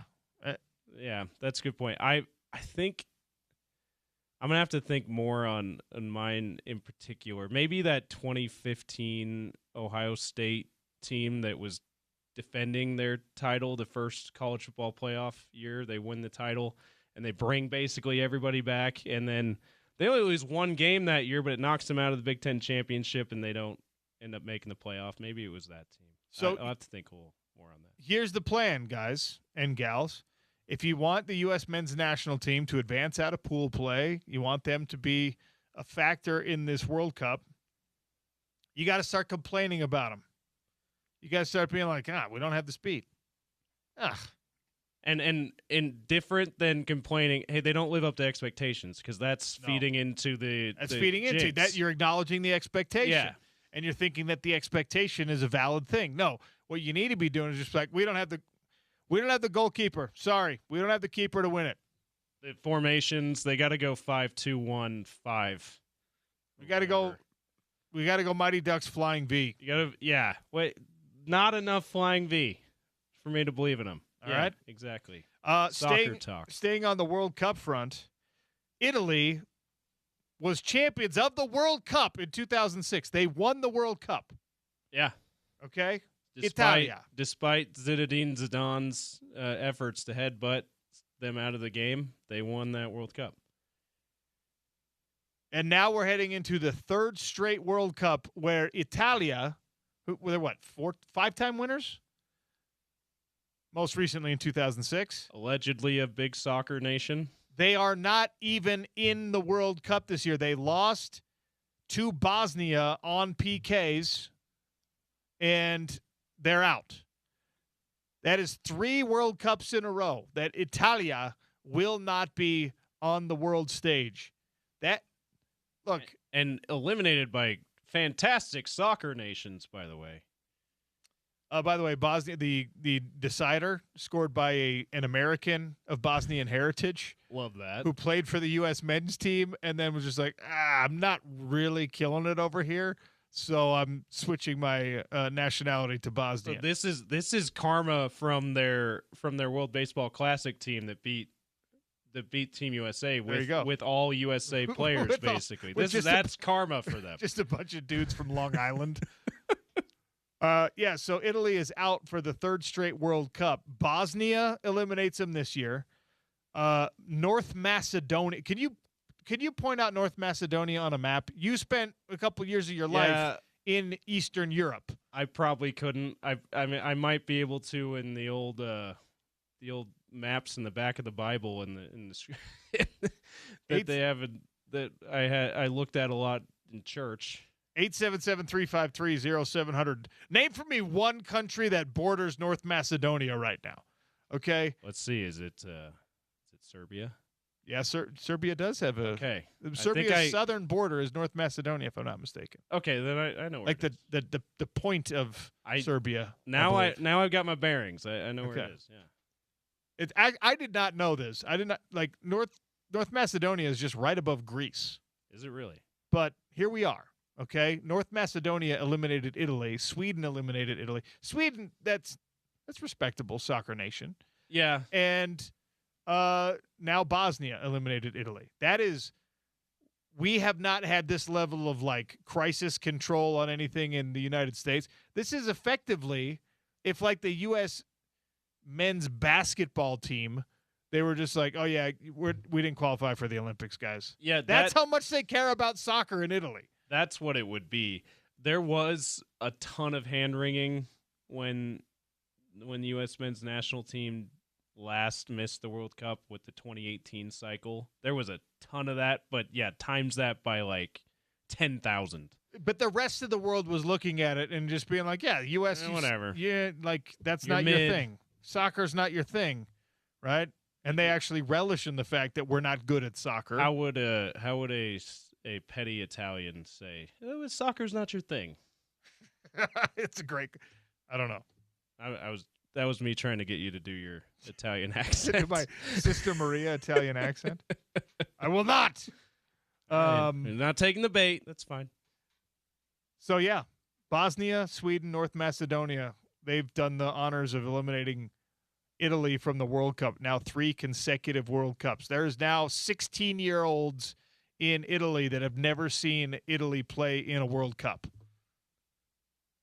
Even their little gelato runs are sad today. No, seriously, that is wild to think of. Almost anyone in Western Europe, any one of those nations, missing the World Cup even once is like no way. Yeah, but for a nation like Italy to miss it 3 consecutive World Cups, that's unbelievable. The biggest sports passion in Italy, the top one is soccer.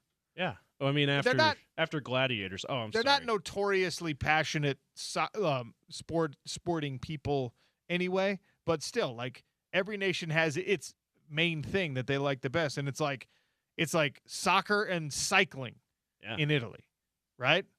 I guess auto racing. Yeah, I put Formula that- One. I put that in a different category than I do like the regular sports because it's so technologically dependent, but whatever. Yeah. Formula.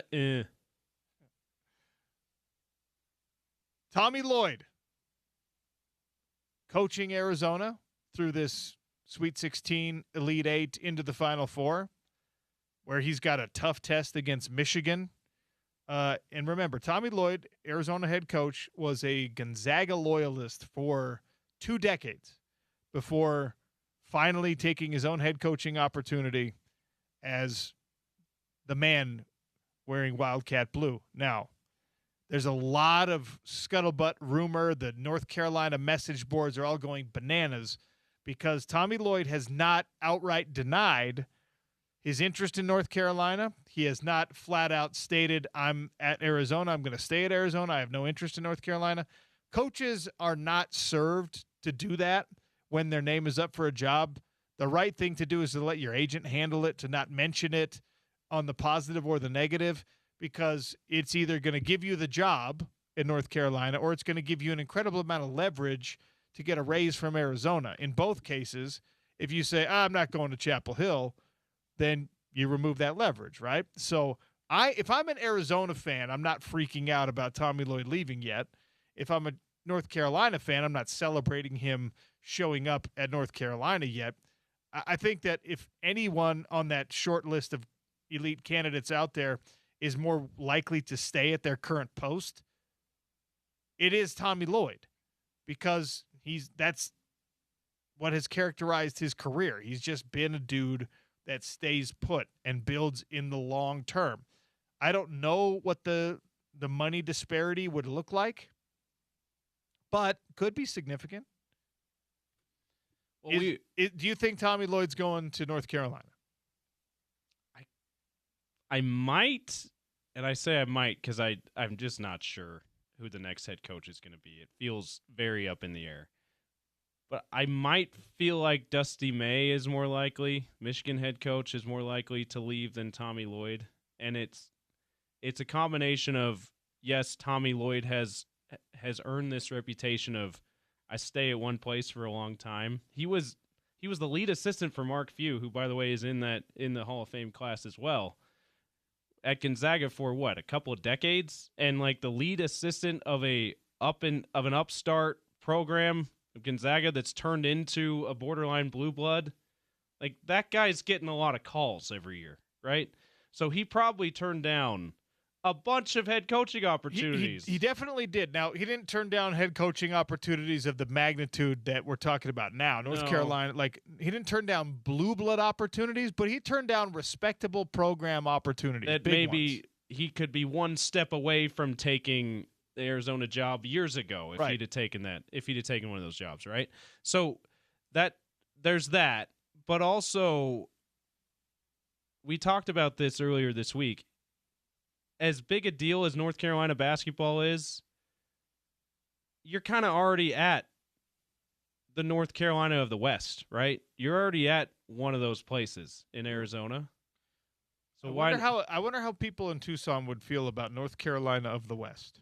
I mean, they may not be quite. Isn't UCLA the North Carolina of the West? UCLA might fit that better, but I'm just for our purposes of saying he's already at a destination place. Arizona's the Kentucky of the West. Yeah. Just because they're both Wildcats. Yeah, they're both Wildcats. There you go. The Weber State of the West. No, I'm sorry. He's already at one of those places, and we were talking about Arizona probably has comparable money to offer him. They're gonna be able to offer him a significant raise just based on these coaching rumors. He's a West Coast guy after spending all those years at Gonzaga. It doesn't feel like he's moving. I would bet that there's a better chance that Dusty May leaves Michigan than Tommy Lloyd leaves Arizona. But that Dusty May might win the national championship, right? And it's like, Tommy Lloyd why might would he also. leave? Yeah, why would he leave? He just won the national championship, and Michigan's not like a terrible program, unfortunately. So I don't know. I mean, either way, you're getting a little bit of the Lane Kiffin to LSU thing here. Yeah. Because if you're talking about a Michigan coach wanting to leave, if you're talking about an Arizona coach wanting to leave, those programs right now are more dialed, more successful than North Carolina right now. Yeah. And that was the case this past year when you're headed to the college football playoff with Ole Miss, and the coaching staff, Lane Kiffin specifically, is just like, it's better at LSU. It's like, what are you talking about? LSU's trying to get to where you are. And that might be – Michigan might be closer to Ole Miss football. Michigan basketball might be closer to Ole Miss football than Arizona – certainly than Arizona basketball is. So that might be the comparison. I'm sure there will be that kind of hand-wringing response in Ann Arbor if Dusty May were to leave, especially if they win the national championship. But it feels to me that's the more likely guy out of the two. And like I said, it's so up in the air, and North Carolina has their pick of the litter. It could end up being someone else, right? It could be Billy Donovan from the Chicago. Maybe they convince Billy Donovan to leave the Chicago Bulls and come back to college. It could be Todd Golden from Florida. I've heard, like, it isn't necessarily Dusty May or Tommy Lloyd. All right, we're going to take a break here in just a second. We've got some Tom Izzo sound on the other side, but our last thing for the Daily Dump, I have to give you this. The NFL has something called the Global Markets Program. I don't know if you've ever seen this, James, but what they do is they selectively give their teams marketing rights in foreign countries to try to build a fan base in those countries. Okay. And I don't know why what method or madness there is to this. I don't know how the selection process is done, but this is what the map looks like for 2026, okay? Argentina, only one team gets to market direct to Argentina. That is the Miami Dolphins. Maybe there's a huge Argentine expat community in South Florida. Maybe that makes sense. Australia and New Zealand both have Raiders, Rams, Eagles, Seahawks. How did the Philadelphia Eagles sneak in there? It would make way more sense if it was the Niners. Then you got all the West Coast teams. It's like all West Coast, Western United States, and then the Eagles. Okay. Austria, Lions, Colts, Chiefs, Patriots, Seahawks, Buccaneers. Okay? Brazil is Lions, Dolphins, Eagles, Patriots. Now we're starting to see, based on this map, though, we're starting to see why they choose certain teams to go play in certain places in these international games. Yeah. Like the Eagles have played in Brazil a couple years in a row now. Well, their territory is Brazil. You better let them market if you're going to make them go play there, right? Yeah. Oh, by the way, the Niners have to play in Australia this year. They're not allowed to market directly to Australia. Automatic, like, instantly a hole in what I just said. That's like, incredible. What are you I mean, doing? the Rams are playing there, I guess is what that is. Only one team gets to market directly to China. That is the LA Rams. All right. Colombia, Dolphins. So I think that Latin American countries, they just figure everyone Other than Brazil. Well, no, they're in Brazil too. Everyone from South America is going to Florida, I think is maybe their logic here. This one is amazing. France. Guess which team gets to market directly to France? The New Orleans Saints. Which, of course. With the fleur-de-lis logo and the Cajun culture. Of course. Okay, makes sense. But no, like, France is a big deal. Like, you don't load up on that country. You just give them one. Now, Germany, there's a lot of NFL fans in Germany. They've gotten a lot of traction in Germany. They've done some games in Germany. 3 or 4 years in a row, they've had a game there now. Falcons, Panthers, Lions, Packers, Colts, Chiefs, Patriots, Giants, Steelers, Seahawks, Buccaneers. That's a lot of teams. I don't know why, if you're going to give like that many, like the UK, Mexico, and Germany all have a bunch of teams. Just let everyone do it. Yeah. But Ghana, only the Eagles can market in Ghana. Only the Chargers can market in Greece. Ireland's got Packers, Jaguars, Chiefs, Titans, Jets, Steelers. Italy, who missed the World Cup again, Browns, At any chance we can to bring that up. They missed the Browns World and Cup, by the way. Saints, Browns and Saints. In Japan, where they have their own football league in Japan. You would think that the NFL would be trying to make greater inroads in Japan because they already have an American football presence in Japan. Only the Rams in Japan. Mexico is Cardinals, Cowboys, Broncos, Texans, Chiefs, Raiders, Rams, Dolphins, Steelers, Niners. I already told you who New Zealand. Only one team gets to market directly to Nigeria. This one makes a lot of sense. It's the Browns. Yeah. South Korea belongs to the Rams. Spain is Bears, Chiefs, Dolphins. And, of course, they speak Spanish there, too. So, Miami, go ahead. You can have them. The United Arab Emirates. The Rams, the Raiders, the Niners, and the Commanders. It's like the Eagles of Australia. Just like What? And an NFC East team. Why not? What are we doing here? Anyway, those are the global markets. Can I tell you the funniest thing about this?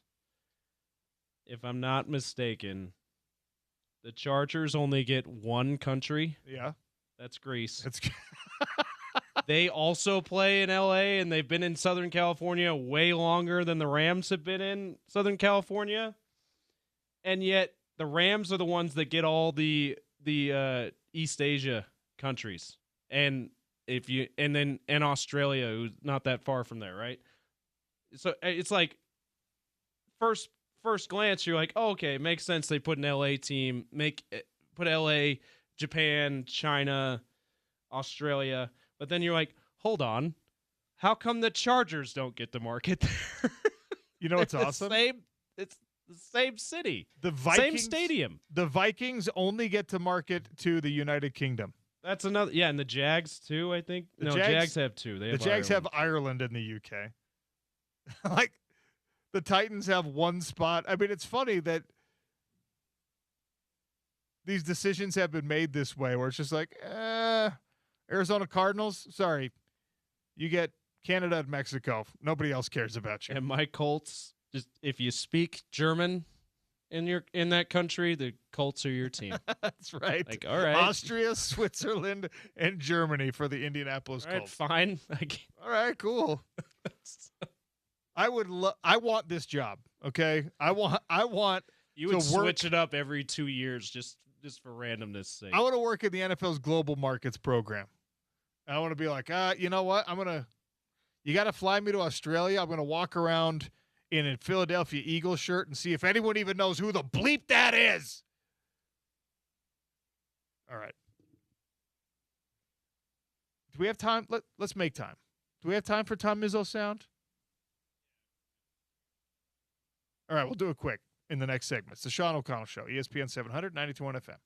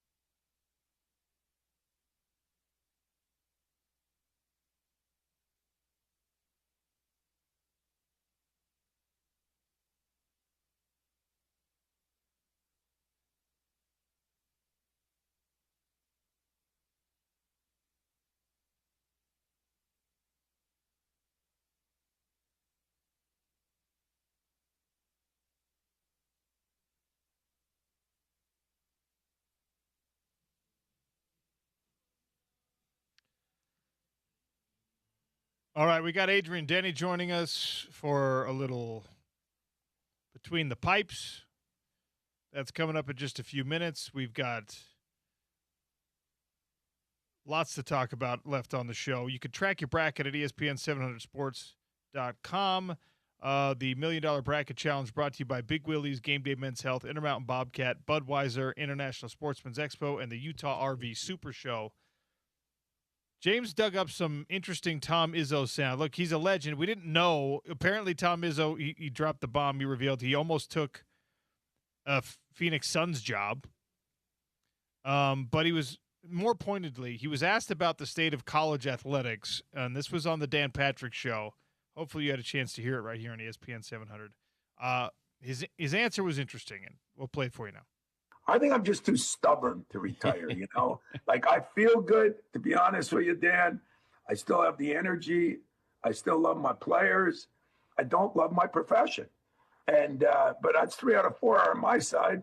So I got to deal with the profession. Like Ryan said, adapt somewhat. But adapt doesn't mean all of a sudden there's no rules. There's no accountability. I mean, what we're going through now, I mean, anytime there's a problem, just get a lawyer and fix it, And I guess lawyers must be that good, or judges.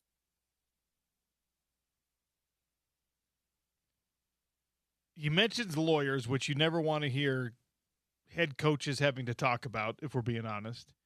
And, I mean, he's trying to be facetious and joke a little bit there, talk about his own stubbornness and refusal to retire. But I think that sentiment is what you get privately and now even publicly from some coaches where, like, basketball guys love basketball, football guys love football. Coaches either genuinely or they delude themselves into believing that they're about the kids, they're about the young people, and they like the player development thing, they like the mentoring thing. But nobody likes the systems that have started to push hard and manipulate the outcomes of college sports. The NIL stuff, the random agents that don't have any kind of like checks and balances against them right now, and the television deals that have motivated a lot of this arms race when it comes to spending and recruiting spending and all that kind of stuff. Nobody likes it. And the coaches stick around because the money's good enough and there's never a reason to leave when you're making that kind of crazy money. But I don't know. It's fascinating to hear Tom Izzo say it the way he said it. Yeah. What stood out to me listening to it on the way in and then finding it to play on the show later was he said, I don't like my profession. He said he likes coaching, but he doesn't like his profession, which if you're not thinking about it that deeply, you're going, well, that's the same thing. If you don't like your profession, then you don't like coaching. But what he's speaking to is how the profession has changed to more than just, I got to focus on basketball and finding great basketball players to play on my team. And hats off to him for sticking it through, by the way, because right before this part of the clip, Dan tells him, hey, Jay Wright retired. Nick Saban retired, and Tom Izzo's like, yeah, I hate this, but I want to try to figure out how to be successful in it, which is, you got to give him credit for that. Kyle Whittingham kind of cut from the same cloth that way. Yeah, I mean, and when these guys are all retired and we will get insight onto why they stayed as long as they stayed, that's beyond just like what we think or beyond what we know. And I look forward to those conversations, those revelations. But for now, Tom Izzo sticking around, hanging on by the skin of his teeth, despite not liking a lot of these influences and these external forces. All right, we're headed toward a Utah Mammoth playoff run. Almost certainly. We'll get to what makes it a full certainty with Adrian Denny and Between the Pipes next. It's the Sean O'Connell Show on ESPN 700 and 92.1 FM.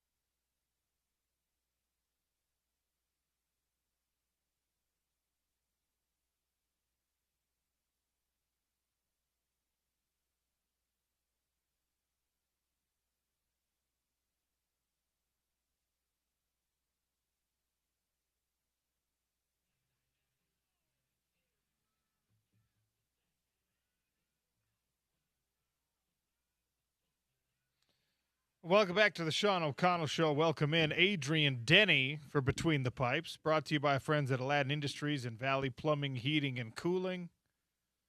Adrian Denny, Mammoth Insider. How are you, sir? What's up, Sean? How's it going, man? It's going well. Good to see you. Great to see you. Thanks for having me. Always look forward to this. You get to Wednesday, I got to go see Sean, have my piece of pizza before over at Cecilia. You got a nice little routine. Oh, it's just a great day. Nobody loves Wednesdays more than me. I love it. Mammoth coming off a big win over the Kings on the road. They're headed to a Pacific Northwest swing right here. We'll focus on the 6-2 victory against the LA Kings. What'd you like? A lot to like, obviously, in that game. It was just the way that they hit the reset button and got going again. Like they've done so many times this year after a disappointing loss. They've gone onto the road and played a good game. Nothing's lingered with them, which is why they've been able to maintain the playoff spot that they've been in since early January, really, and consecutively since February 2nd is just their ability to be, consistent, especially after a loss. So solid game against LA. That they liked how they just kind of shut the Kings down and took it to them. Obviously, in the NHL, when you win a game 6-2, something is off because games are engineered to be 1-goal games. So if you beat a team 6-2, you're taking it to them. They're kind of stuck in the mud, maybe not getting a save or two, but to go out and do it and finish it off was impressive, regardless of LA having an off night as they have so many times this year at home.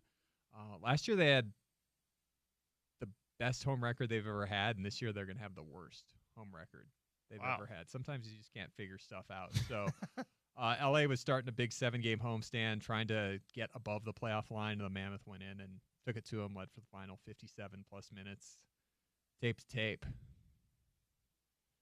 So I don't think there was a lot of hand-wringing or worry about how complete the recovery would be for Logan Cooley or how significant he would be when he came back. But a couple of goals in this game, and it feels like he's back in full swing. But would you say that none the worse for the wear after the missed time for the injury? It was great to see Saturday with the 2 goals, getting him up to 20 on the year for his 3rd straight season in the NHL, and the power play goal that he got on Thursday night against the Caps kind of got things ticking. So great to see that. And how about this, OC?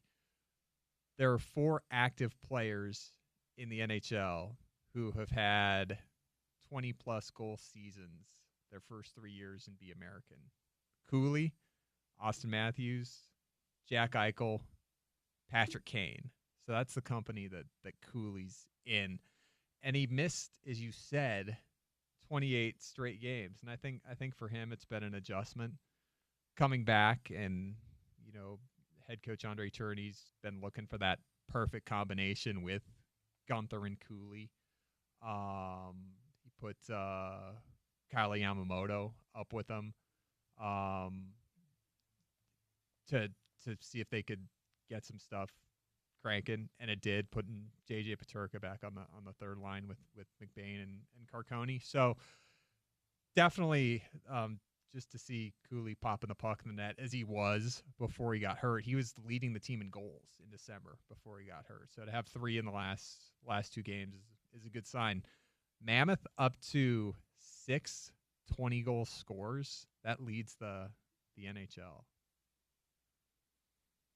Okay, so we're looking at a situation with this Mammoth team where you're number 1 in the wild card spot right now. You got some hockey left to play. How likely that they stay there, that they flirt with something better or potentially something worse? I think they're one of a handful of teams in the NHL right now that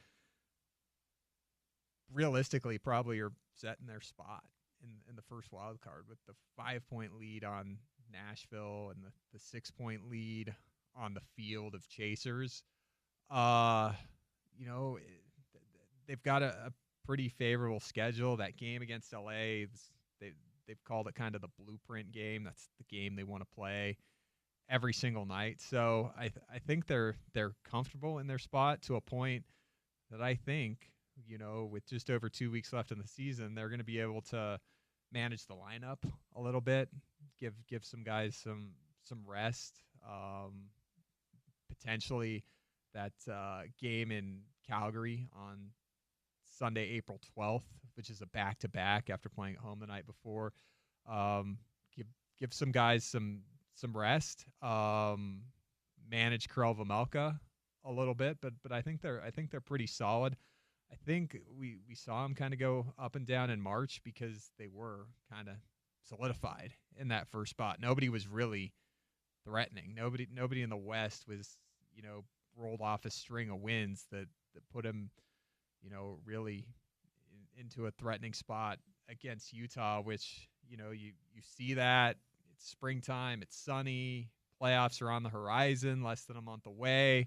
And, they led in 14 of the 15 games in March, but only won 7 of them. So just kind of that urgency, that kind of the jam of, playing the complete game and putting teams away wasn't as detailed as it has been, because going into March, Utah had won double-digit wins in a row, when scoring the first goal. They scored first, never looked back, and in March kind of went up and down as, they played some teams that were battling for playoff position, trying to get above the line, and Utah was, solidified in that first spot with nobody really chasing them down. So maybe I think there was a little bit of just kind of an exhale once the Mammoth got into March and started looking at the standings a little bit, and now with 8 games left in April going in, you've got some games that I think you can use as tune-ups, win them, and also manage your lineup a little bit as you get into the last week or so. So even as you're trying to manage that lineup, right, and get a little rest here or there, like I imagine you're preparing yourself mentally, in some ways physically, for a playoff run here. And you got to take it series by series, but hopefully you're not just, hey, we're happy to be here in the playoffs. There's a team that could go out, they could win a series. I don't know if we're going to talk about them making a Stanley Cup run in this first foray into the playoffs, but what is the thing that, when you look at the big picture, that you need this team to improve upon so they get closer to the real Stanley Cup contenders as we head into that playoff era? I think the longer that they can stay in the playoffs, the better, which is why I think you want to play Anaheim in the first round. Right now, as the first wild card, the Pacific Division champion is who they would play. Anaheim leads Edmonton by 2 points, with Anaheim having played one fewer game than the Oilers. But Edmonton kind of got things back on track when they were here last week. They've now won 4 in a row, so I think that's one thing to watch for.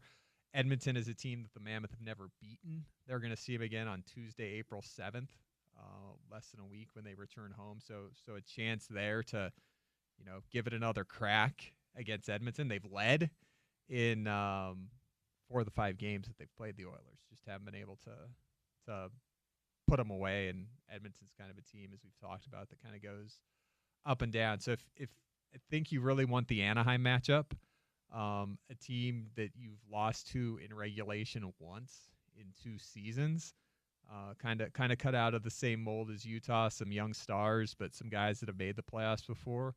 And then, I think the longer you can stretch that series, potentially win it, get to the second round, play the winner of 2-3 in the Pacific. That's what I think, OC, for the Mammoth success. Long-term plan is stay in the playoffs for as long as you can. I think you'll pick up some stuff that you can take as you start to make this move into contending status. Look, I know there's nothing for it right now if there are still issues here, but when you look at your lines and you look at your lineup, do they have now the blue line they need in playoff hockey? Is the goaltending where it needs to be in playoff hockey? Scoring is going to be the main driver for everyone as they try to advance. And again, this is a little premature because you got 8 regular season games left. But if you are going to make tunes and tweaks and maybe switch up some of the lines, I would imagine Coach Bear does that before you get into that matchup against the Anaheim. But you tell me. Yeah, defense I think is exactly where you want it to be, and why General Manager Bill Armstrong has made the moves that he's had. All 6 defensemen have playoff experience. Dursey is the player with the least amount of playoff experience, and he's qualified for the postseason in 2 seasons, both with LA. You got Mackenzie Weegar is a guy that's got half a dozen trips to the Stanley Cup playoffs. You got Nate Schmidt, you got John Marino, who's got 4 seasons of playoff experience. So the defense, it's all there. You couldn't want anything more. You've got it. Goaltending, it's going to be Karel Vejmelka's first soiree into the playoffs. So that's going to be something to watch for. And they're going to ride him till the wheels fall off in whatever playoff series, however many playoff series they can, right? Yeah. You go with your guy, and he's starting every single game. In occasion, in the playoffs, you'll unfortunately see, you give up 6-7 goals, you put in the backup in the middle of the game, he starts the next game, right?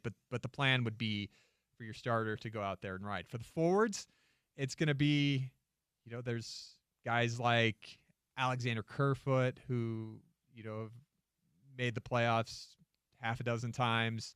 Kyler Yamamoto was there with Edmonton, Connor McDavid, and Leon Draisaitl. Brandon Tanev has made the playoffs in 6 of 8 seasons. But for your, the core of your offense, Gunther, Cooley, Peterka, it's going to be their first trip. Keller, Schmaltz, Krause, Hayton participated in the playoffs in the bubble season of 1920, where COVID suspended the season in March, and it resumed in July in Edmonton in the bubble. So there wasn't really that stretch run going down the stretch of Keller, Krause, Hayton, and Schmaltz, having to play that grind out hockey to qualify, because 24 of the 32 teams in the league made the playoffs. They wouldn't have been in it in a normal year. And then they played in the playoffs. They won a series. They beat Nashville, but it was in the bubble. There were no fans. They didn't have a general manager. It was right before Bill Armstrong got hired. So it was, they won a series and they played in that one year, but that's different than Stanley Cup playoffs as we know them. I remember, several months ago we were talking about the Florida Panthers and being like, they'll figure it out eventually. I know, huh? And they haven't figured it out eventually. Yeah. Is it as simple as they played too much extra hockey these last 3 years? I think so. And the injuries and the injuries for them just keep piling up. Like, it seems like every game they have 2 more guys get hurt, and now they've got 6 guys, 7, 8, maybe more, that are just done for the season, to the point that I think they're out of emergency situations to call people up with roster space and salary space. It's interesting because you have had Edmonton, who's struggled. They're in a playoff spot. They've never been out of it this year. It's Edmonton, it's Canada, there's drama, but for Florida, they won those 2 cups, and they thought they'd make the playoffs this year. They thought they'd be fine. Keep in mind, when they made the playoffs 3 years ago and went to the final against Vegas, they didn't qualify to the last game of the year. That some stuff had to happen on the scoreboard for them to even make it. So probably trying to do it again like this year without Matthew Tkachuk for the first half and their captain Alexander Barkov. But yeah, man, the wheels have just kind of fallen off. Sergei Bobrovsky hasn't had a great year, but I think you look at it, yeah, they played a lot of hockey. But the interesting thing is, since they won the 2 cups, they kind of get the free pass, versus Edmonton losing in the final. It's like, what the heck is wrong with you guys? Yeah, well, it kind of it makes sense. Florida's playing in front of like an empty arena right now, and those fans showed up when they were winning, but they're just like, everyone's just kind of like, It's South Florida. it's fine. You have the Miami Dolphins, right? you got all that stuff down there. It's when the moment's there, South Florida will be there, right? In Edmonton, they're there. By the way, there, and there's lots of attention to them.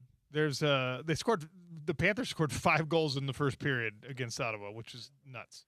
And that was a tough game for Ottawa to lose because they're in that cluster of teams separated by 2 points trying to get above the playoff line in the East, and Florida's up 2-0, 2.5 minutes in, which for Ottawa, it's been what are they going to get from night to night in terms of their goaltending. So that was a really tough loss for them. And everyone around Ottawa lost, making it, basically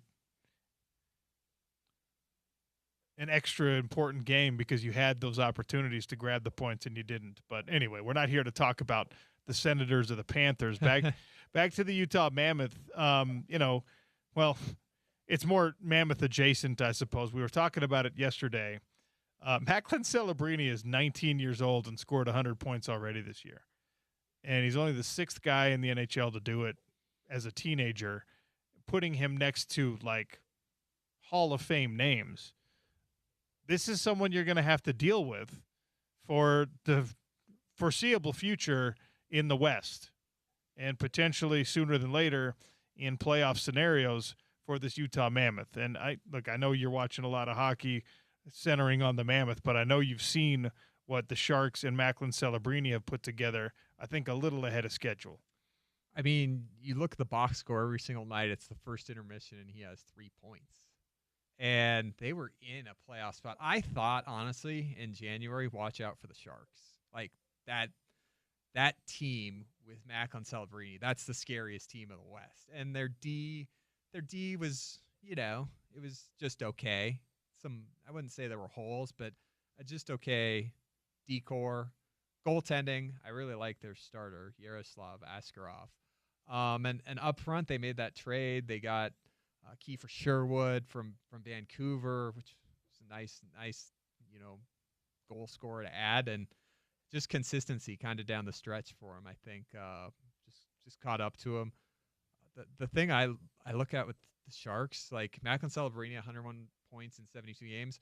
Will Smith, the second youngest guy they have, the 20-year-old, he's their second leading scorer with 51 points in 59 games. So I think they can add another D-man or two just to help out their goaltending, which has been a little inconsistent. San Jose. You don't want to say that they tanked for a couple years, but the roster was pretty suspect, and they got some good ping pong balls to bounce their way. What do you make of the timing and the decision, but the timing especially of the Golden Knights firing Bruce Cassidy and hiring Torts? There's one organization that would do that. It's Vegas. It's their 4th head coach they've had since 2017. They fired Gerard Gallant, within a year and a half of him taking them to the Stanley Cup final as an expansion team. Then they replaced him with Pete DeBoer, who'd been fired a couple weeks earlier by San Jose, and then they got rid of him, and they brought in Bruce Cassidy, who had been dismissed after a 50-plus win season in Boston. And so then they bring in John Tortorella. Peter DeBoer was the name that everybody thought was going to be the plug for a team like this that makes a coaching change, but they had already fired him once. Not that they could have brought him back, and Torts kind of caught everybody off guard, I think. And listening to the NHL insiders, were they surprised? I guess not. Did they think the move probably comes after the playoffs? Most likely. But gosh, that's a group down there that does things their own way, and no feelings, no emotions, just be in the moment. Thanks for that Stanley Cup in 2023, Bruce. All right, back to the Mammoth before we turn you loose. It's the Pacific Northwest, Seattle, Vancouver, the rest of this week, and then Edmonton, who you've already mentioned, and the Mammoth difficulties against Edmonton. Nashville, Carolina, and a little homestand next week. On the road to Calgary, and you finish out the regular season back home, Winnipeg and St. Louis. So you're coming right down this home stretch. How many points do you need? I think if you win 5 of 8, you've got some positive momentum headed into the playoffs. That's what I think it is right now, right? You don't want to go into the playoffs losers of 6 of 8, 7 of 10. It's just not a good way to start things off. It's if you win 5 of 8, you're feeling good. You have some more of those blueprint games. You can rest some guys. You can give Veggie a night off or two. I think you're happy with it. It's for me. It's you're staying in the first spot, so it's just all about what can you do to enter the playoffs in the best position with the best energy and the best momentum. And one more thing about Vegas, because I missed this again on our podcast when we were talking about it. I'm like, how did I miss this? How did I not say this? When they played Utah a couple weeks ago and the Mammoth beat them 4-0, something was off with Vegas. Like, it was just something was off, and their goaltending was terrible. It's been terrible, like worst in the NHL. But something was off just in the way that the team was going. So to come back to that, because I don't want to miss it on 2 shows in a row, because I go back and listen to our stuff to figure out, okay, what do I need to say on the next show that I missed here? So I'm very awkwardly coming back around to it, but something was off with Vegas and their energy. And, you've heard some folks say that maybe Bruce Cassidy burned some guys out and they were done, and the team saw it and made a change. It's like, okay, this isn't working. We still want to make a playoff run. So and thank you for giving me that extra 20 seconds. Another thing, special teams are in a much better place than after the Olympic break. Power play's looking much better, right? Yeah. You're doing okay. Power play's 5 for the last 9, and the penalty kill is the best in the NHL since March 15th. So if you can even keep those things even, you're doing pretty decent. Plus, as things tighten up in the playoffs and offense is harder to generate, if you can get a power play goal or 2 or kill a big penalty or 2 to keep a lead, this is the time of year when you need your special teams to make a difference, and you can't necessarily do what Utah did the first 65, 70 games, and that is just live 100% off of your 5-on-5 play. Special teams can be a reason that helps you win. Into the playoffs, it's more glaring because things are tighter. That's Adrian Denny, our Utah Mammoth insider between the pipes, brought to you by our friends over at Aladdin Industries, your Utah Velux dealer, and Valley Plumbing, Heating, and Cooling. Adrian, thanks. Thanks, OC. Appreciate you, man. Make sure you check out the latest spring football coverage at ESPN700sports.com. We've got the new sound from yesterday's practice and media availability up. That's brought to you by Big Willie's, Game Day Men's Health, Burger Fusion, Valley Plumbing, Heating, and Cooling, and Mountain Home Services. Up next, former NFL referee Jeff Triplett, as the NFL and the referees union are at a bit of an impasse currently. Is this something we're going to have to worry about come August and September? Sean O'Connell Show continues on ESPN 700, 92.1 FM.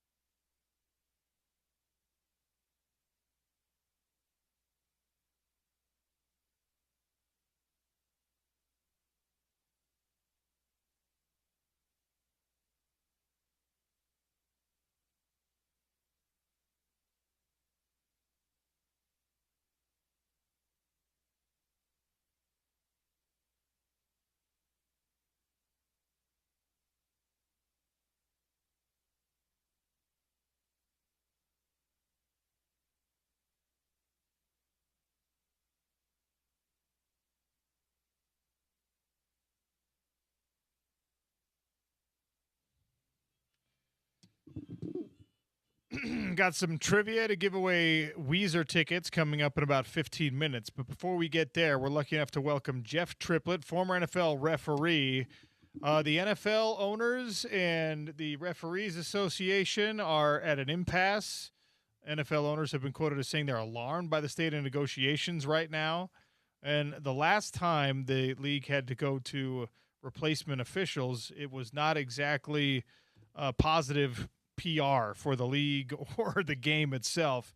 And Jeff, our guest, was actually an active referee when that happened and also has been active in these negotiations in the past. So the perfect person to discuss with. Jeff, welcome back to the show. How are you? Thanks, John. Great to be back. So it's a reductive question, but how big a problem is this? We're sitting. It's April Fool's Day. We're sitting at April 1st. The owner meetings are happening, and we got, I guess, plenty of time from the micro perspective until the season started. But this is a big issue. So the timeline, how concerned should we be as NFL fans? Well, I think a little concerned that it's unfortunate that it appears to me that the league is kind of taking a hard stand to say, talking about things that really aren't the issues here. I think it's probably more along the lines of compensation and then just making sure that folks are treated fairly.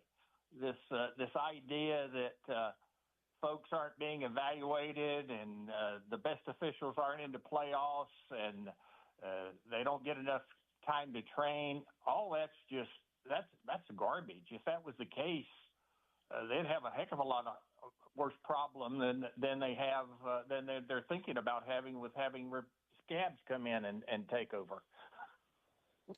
When we're talking about officiating in the NFL, it's a moving goalposts, right? Because these guys are tasked with being the best in the game, but every year the competition committee and the fans and the owners and the coaches, and there's these debates about what are we going to do with the kickoff? What are we going to do with the onside kick? What are we going to emphasize this year? What's something we got to take out of the game? What's something we want to see more in the game?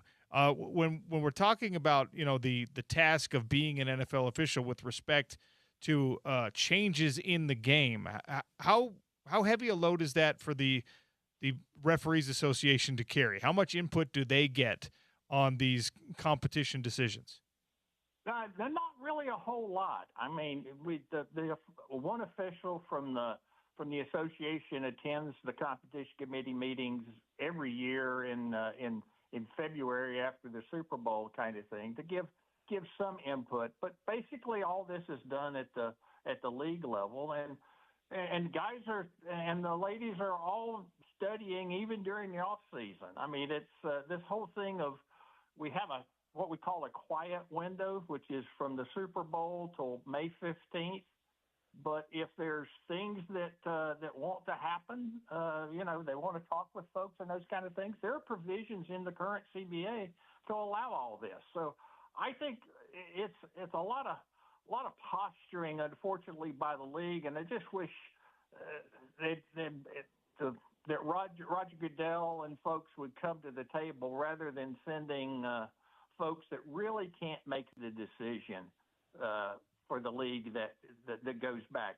We negotiated, Scott Green and I negotiated with Roger Goodell and Jeff Pash the last time when we resolved the issue in 2012. I think, personally, that's what ought to happen again. The commissioner ought to come to the table just like he does with the Players Association, and let's try to get this resolved.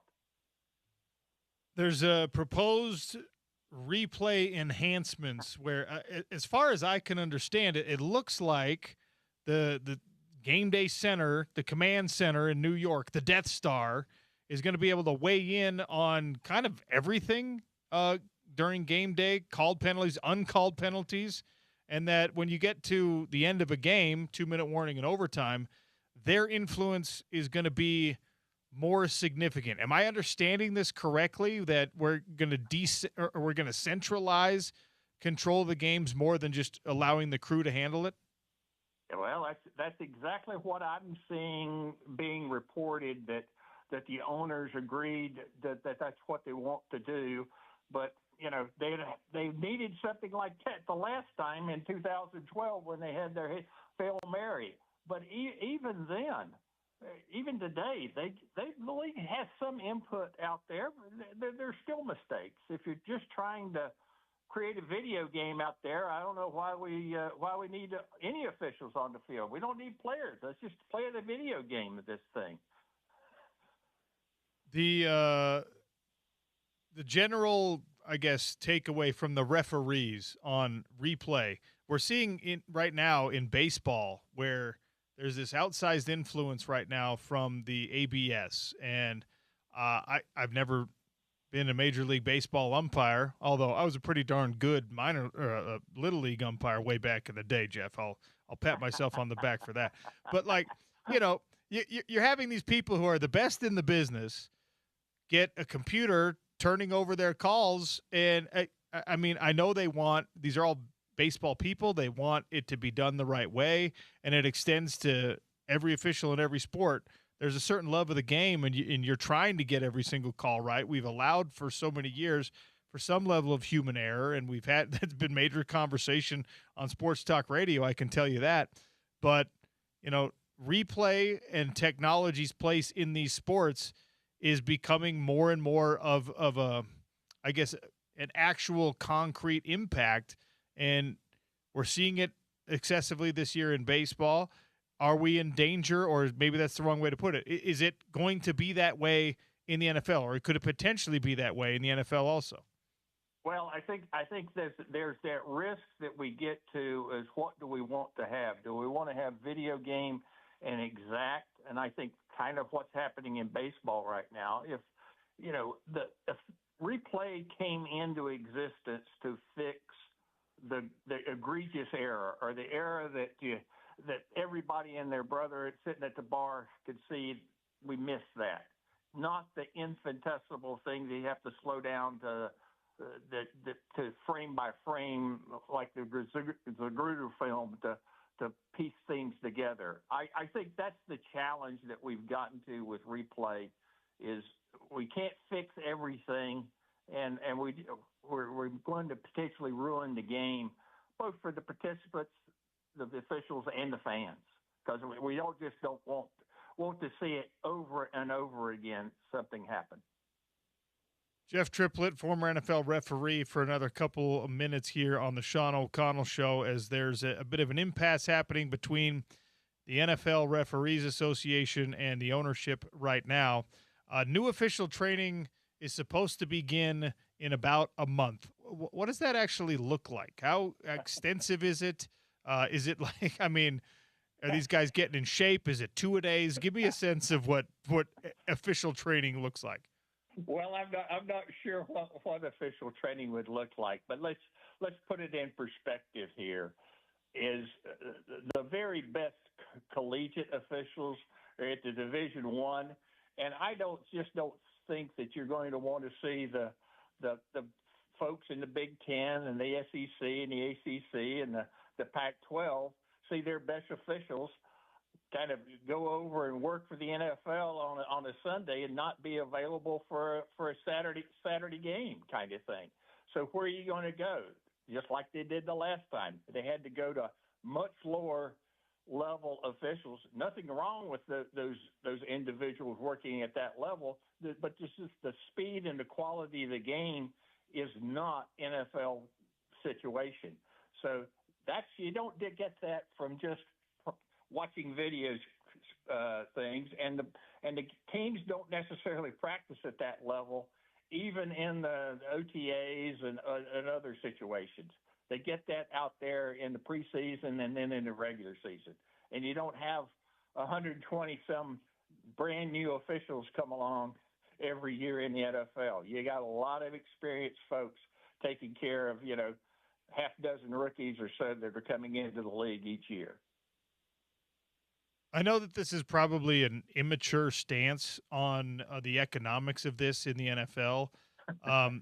It is a money printing business. It is the biggest sport in the United States of America. Every one of these owners is a billionaire, most of them several times over. And a lot of these labor negotiations come down to what amounts for the owners to pennies relative to the insane television deals and things like that. And I know, like, my feeble mind is not a billionaire, so I can't understand how billionaires think. But, Jeff, like, this is supposed to be the best platform of sport in the United States of America. Isn't it important that being an NFL official is treated as such and is compensated as such and is handled as such? Well, it should be viewed as one of the valuable assets. The officiating should be viewed as one of the valuable assets. And I dare say that the league would do itself well if it just kind of stopped trying to berate the very quality folks that they have out there on the field today. Keep trying to get them better, but pay them what they have. And if they want full-time officials, I think that's something I know that can be talked about and can be worked on. But I'm not sure all the owners want full-time officials. So there's lots of opportunity for the league not to damage its product and piss off a lot of fans and players. And I think that's one of the things that nobody's talking about here is, what do the players think about this? Do they want scab officials working their games? I know the last time they were really upset by the third week. Understandably so. And I imagine they would take a similar stance, like, hey, I know the money's there. Pay these people what they want so they can do a good job for us. But again, That's it. I'm probably boiling it down too simply, but that's how it seems. Not really. It's I just don't think that folks want to damage the product and put an inferior any inferior product out on the field, be it officials, be it players, be it stadiums, be it turf. I mean, we spend lots of money on lots of things. This is a small little piece here that contributes one heck of a lot to the game. Jeff, can't tell you how much I appreciate your time and your insight today. Thank you so much for joining us, sir. You got it. Thanks again. Jeff Triplett, former NFL referee, here on the Sean O'Connell Show. Right now on ESPN, they're talking about an NBA and Coaches Association autism acceptance month campaign, and there's special shoes associated with that. And I just want to, the Utah Jazz are the forefront of this. Suzanne and Scott Morrison are on NBA Today right now talking with Malika Andrews about this initiative. They've got a pair Air Max 90s, specially painted, specially done, and just shouting out our local community. The artist who creates these shoes is a friend of mine, is John Millar. He is fantastic, and there he is on TV right there, painting the shoes. He does this out at his home office in West Valley. A lot of this came out of NBA All-Star Weekend when he was doing shoes for a bunch of players and things like that, but it's not like a breaking story or anything. I love to see my guy having this level of success. Pretty cool when it's a nationwide international campaign and we can trace it back to our own community here in Salt Lake. Yeah, cool. It is really cool. I didn't realize the artist was a local. But this is, I was just going to chime in and say that this is either the second or third year that the Morrisons, including Jazz assistant coach Scott Morrison, have been involved in this. And they I think it was either 2 or 3 years ago that they made it a league-wide initiative for NBA coaches. So really cool that they're getting the chance to get this messaging out there once again, and that ESPN is giving them the time to talk about this, because obviously autism is a big deal, and it's a huge deal for them with one of their sons on the spectrum. The sneakers, again, fully custom sneakers, they're going to be autographed, and then they auction them off, and then the proceeds go to what's called the Max Foundation, which is the Autism Acceptance Foundation that they have helped to spearhead and champion. So really, really neat stuff. Glad to see it on my television And I just texted John, and he's doing good. So pretty great. All right. One last segment to come here on the Sean O'Connell Show. We'll talk about a Corner Canyon High School weight room video that is going viral right now. And also we'll give away some Weezer tickets with a trivia question. ESPN 700, 92.1 FM, the Sean O'Connell Show.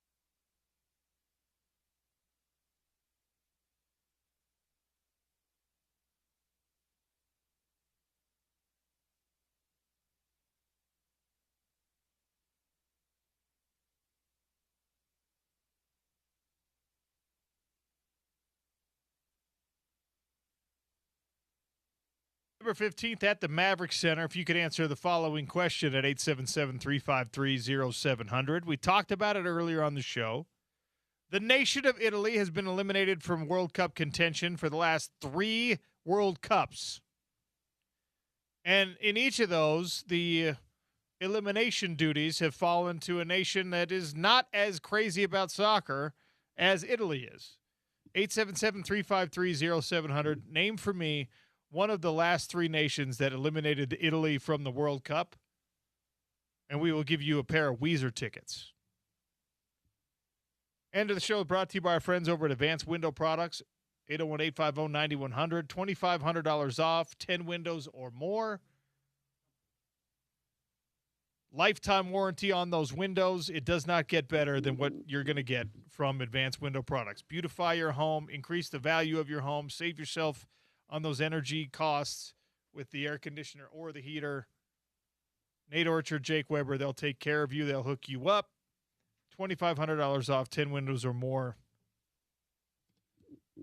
The Drive with Spence Checketts is coming next. Spence is getting ready to join us here for some crosstalk. Let me call to your attention a viral video that is going around. It actually started yesterday, but a viral video that is going around the college football and I guess high school football sphere. There's a kid named Robbie Whelan, offensive lineman at Corner Canyon High School. He's a 4.0 student. I imagine he's probably got some offers already. He's going to get more, especially after this video goes out there. The video comes from someone's phone, clearly, in the Corner Canyon weight room, and he is cranking out 41 reps of 225 on the bench press. That would have led all positions, all players at this year's NFL scouting combine. And every comment section is an absolute cesspool, so there's plenty of people in there saying he's not locking out his elbows properly. He's getting plenty of extension, all right? This is a kid who's either 17 or 18 years old. He might not even be 17 years old if he's the youngest in his group. He's a rising senior. This is a monstrous physical feat for a high school kid. 41 reps? I am not a weak person, okay? At my peak, I was weighing about 245 pounds in college football, and the most I was ever able to muster was 22. This kid is cranking 41 at 225 on the bench. What are they feeding him at Corner Canyon and really everywhere else? Yikes. Spence Checketts and The Drive next, and he's here in our Broadway studios. Hi, Spence. I have a sad admission to make based off that video. Uh-oh. You're not supposed to max anymore, right? I think back when we were younger, it's like, what do you max? Yeah, what do you max? What's your max, bro? And now I don't think you're supposed to. Okay. When I was my most frat boy meathead, try to get as bulky as you can, ignore the legs, the frat boy workout. Yeah. Did 235 once. Okay. That was my max. But at like 165 pounds. 165 pounds. I actually felt pretty good about it. But I'm watching that kid crank out 41 reps at 225. I'm like, dude, I can't even relate to that. But he weighs like 290. Yeah. No, I was proud of it. Like, I was working hard at it, and I was probably 170, 175 at the time, and throw up 235. And, you do the thing where you're like, yeah, what's up? Yeah, I was never a big bencher. I had a good clean. I had a good squat, okay deadlift, but bench was always the weak point for me. But this kid, not the case. Yeah, 41 reps is dumb. Yeah, it's ridiculous. And as you age, all you want to do is, like, be as, svelte and thin as possible. No desire to bulk up. It's a rite of passage, though. Like, This and by the way, Casey Cetera, former Ute, former T-Bird, and former Ute actually, is now the head coach at Corner Canyon. He took over for Eric Kerr, who obviously went up to Weber State. So I wish him a ton of success. He's a strong dude. He knows a lot about this stuff. Yeah. And the programs now. I was talking with people at Utah practice yesterday, actually with Logan and Spencer Fano's dad, about how the high school product is just so much different than it was 20 years ago. Yeah. Nobody in America was doing 41 reps in high school back 20 years ago. And now, like, all respect to Robbie Whelan, but he's probably not the only kid in this country that can do it. What can a video like that do? I to your point, I don't know if he has offers. My guess is everyone around here knows who he is. He's a starter at Corner Canyon, which means he's probably got offers. So now everybody across the country is going to know who he is. I mean, obviously, it's one thing to be able to bench like that. It's another thing to be able to play and have technique. So what do you think a video like that does for that young man? Well, I'll tell you what I know it will do is it's going to bring attention to his 24/7 recruiting profile, his rivals' recruiting profile. And the reason I know that is because I saw this video, and then I went and I was like, who's Robbie Whelan? And I looked at his recruiting tape. Yeah. That's not something I spend a lot of time doing. Right. I know we have people in our market that do this. We have people nationally that do this. I don't usually get on people's recruiting tape unless they're like big-time names. Yeah. Right? Or there's somebody who I know is going to the University of Utah or maybe to BYU or something like that. But I went and I watched his tape, and it is a highlight tape. Mm-hmm. But There's some great highlights on there. Yeah. A bunch of pancakes of his kid driving his defensive lineman 10 and 12 yards downfield and finishing with intent. So that bench press video is going to get some coaches somewhere to click that maybe hadn't before. And, that's how you get offers. Yeah. Yeah, it's nice to be you referenced people who do that, right? Their whole job is recruiting. It's nice to be in an ecosystem like that now. I don't know if you can relate to this, but when I kind of first started doing this full time, that wasn't really a thing. So you felt like you had to, brush up on all of it. It's like now I'll just bring on the recruiting expert and ask him, as opposed to pretending like I'm watching Corner Canyon offensive line tape. Well, that's fine. And yeah, you should do that. And I say it all the time, but that industry, because it was sort of fledgling and young when we were getting into this business, it was problematic and downright bad in a lot of cases for a lot of years. Like there were so many inaccurate evaluations. There were so many, like, this kid's a 5-star because his parents paid for him to get all the stuff that he need to put their name in front of people. And so, well, we know his name, so he's a 4-star or a 5-star. It's not like that anymore. Everyone has good access. Everyone's got the internet. Everyone can put together their tapes. And because of that, it's really filtered the results on these recruiting services. So they hit a lot more than they miss these days, which is good. Have you ever heard the fill in the blank story? No. Okay. Well, it stays within the space of the things we're discussing. I think there's a Ute fan who actually created a Twitter called @fillintheblank. Okay. So this is way back when I was doing the show with Bill the first time around. Bill and Spence, 16, 17 years ago. We only had phone lines at the time. There were no recruiting services, really. So suddenly, our sales manager said, hey, we've got the ability to read texts online. This is before Twitter. This is before social media. Because I was never a huge, let's open up the phone lines guy, and Bill loved that. Yeah. So I'd kind of lay back, go ahead, Bill, talk to the callers. So I was like, okay, let's try this text line thing. And back then, Bill was calling games.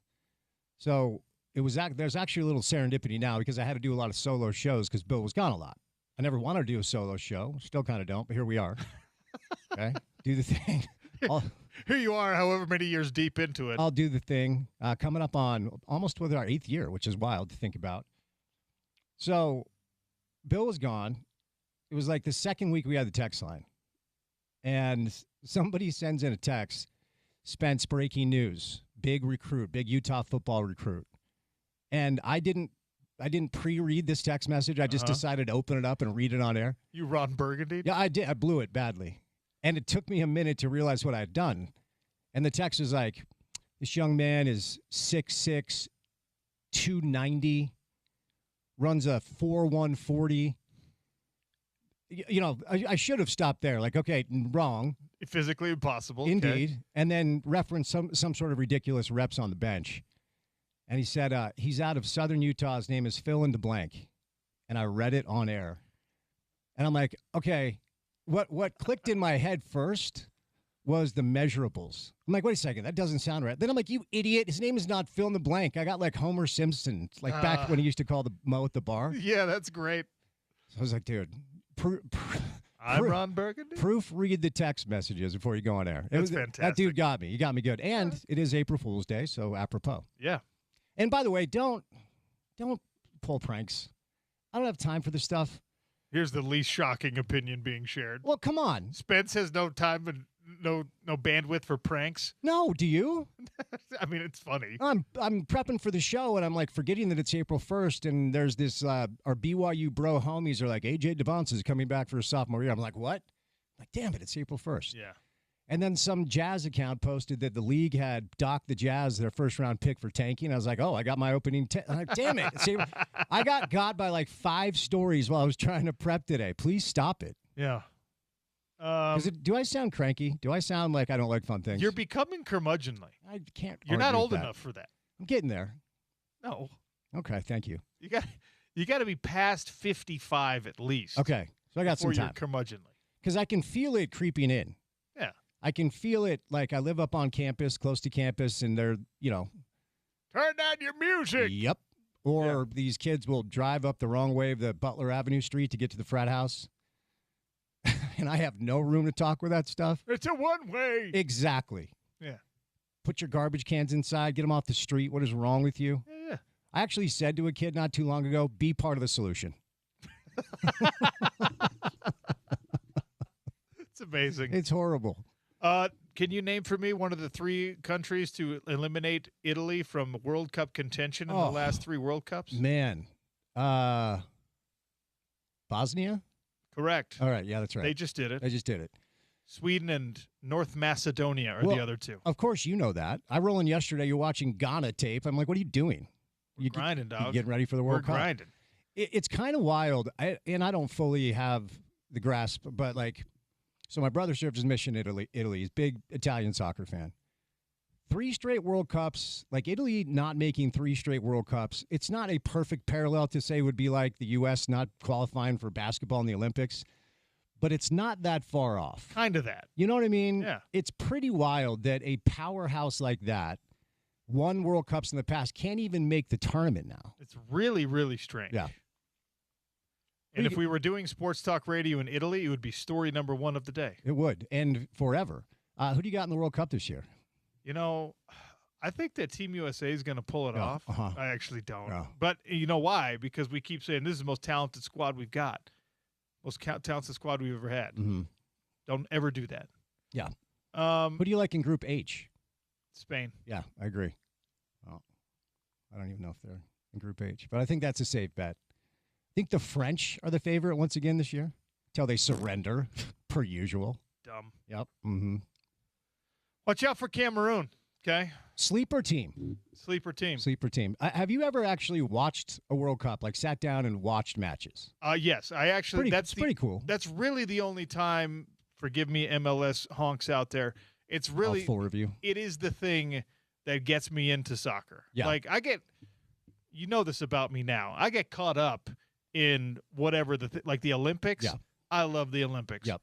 Yeah, I'm a figure skating expert for 2 weeks every 4 years. Yeah. And I feel the same way about the World Cup. Yeah, I had never watched at all. I was strictly anti-soccer until we brought the club here, until we brought RSL here in 2004.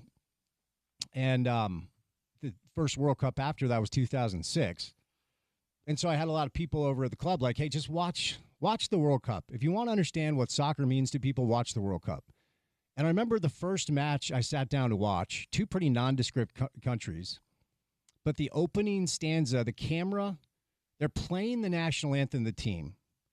And the camera is panning across the coaches and players, and they are bawling, yelling their national anthem at the top of their lungs. Pretty cool. It's like, dude, it's awesome.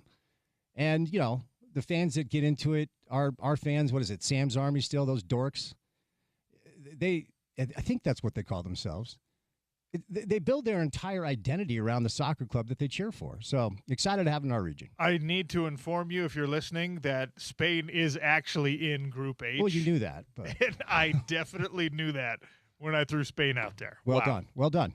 Of course, you know that it's Spain, Saudi Arabia, Uruguay, and Cape Verde. Obviously. Everyone knows that. Yeah, expert stuff, Sean. And you definitely know where Cape Verde is on a map. Yeah, it's north of a lot of places. Stay tuned for The Drive with Spence Checketts. Thanks for listening to the Sean O'Connell Show, ESPN 7.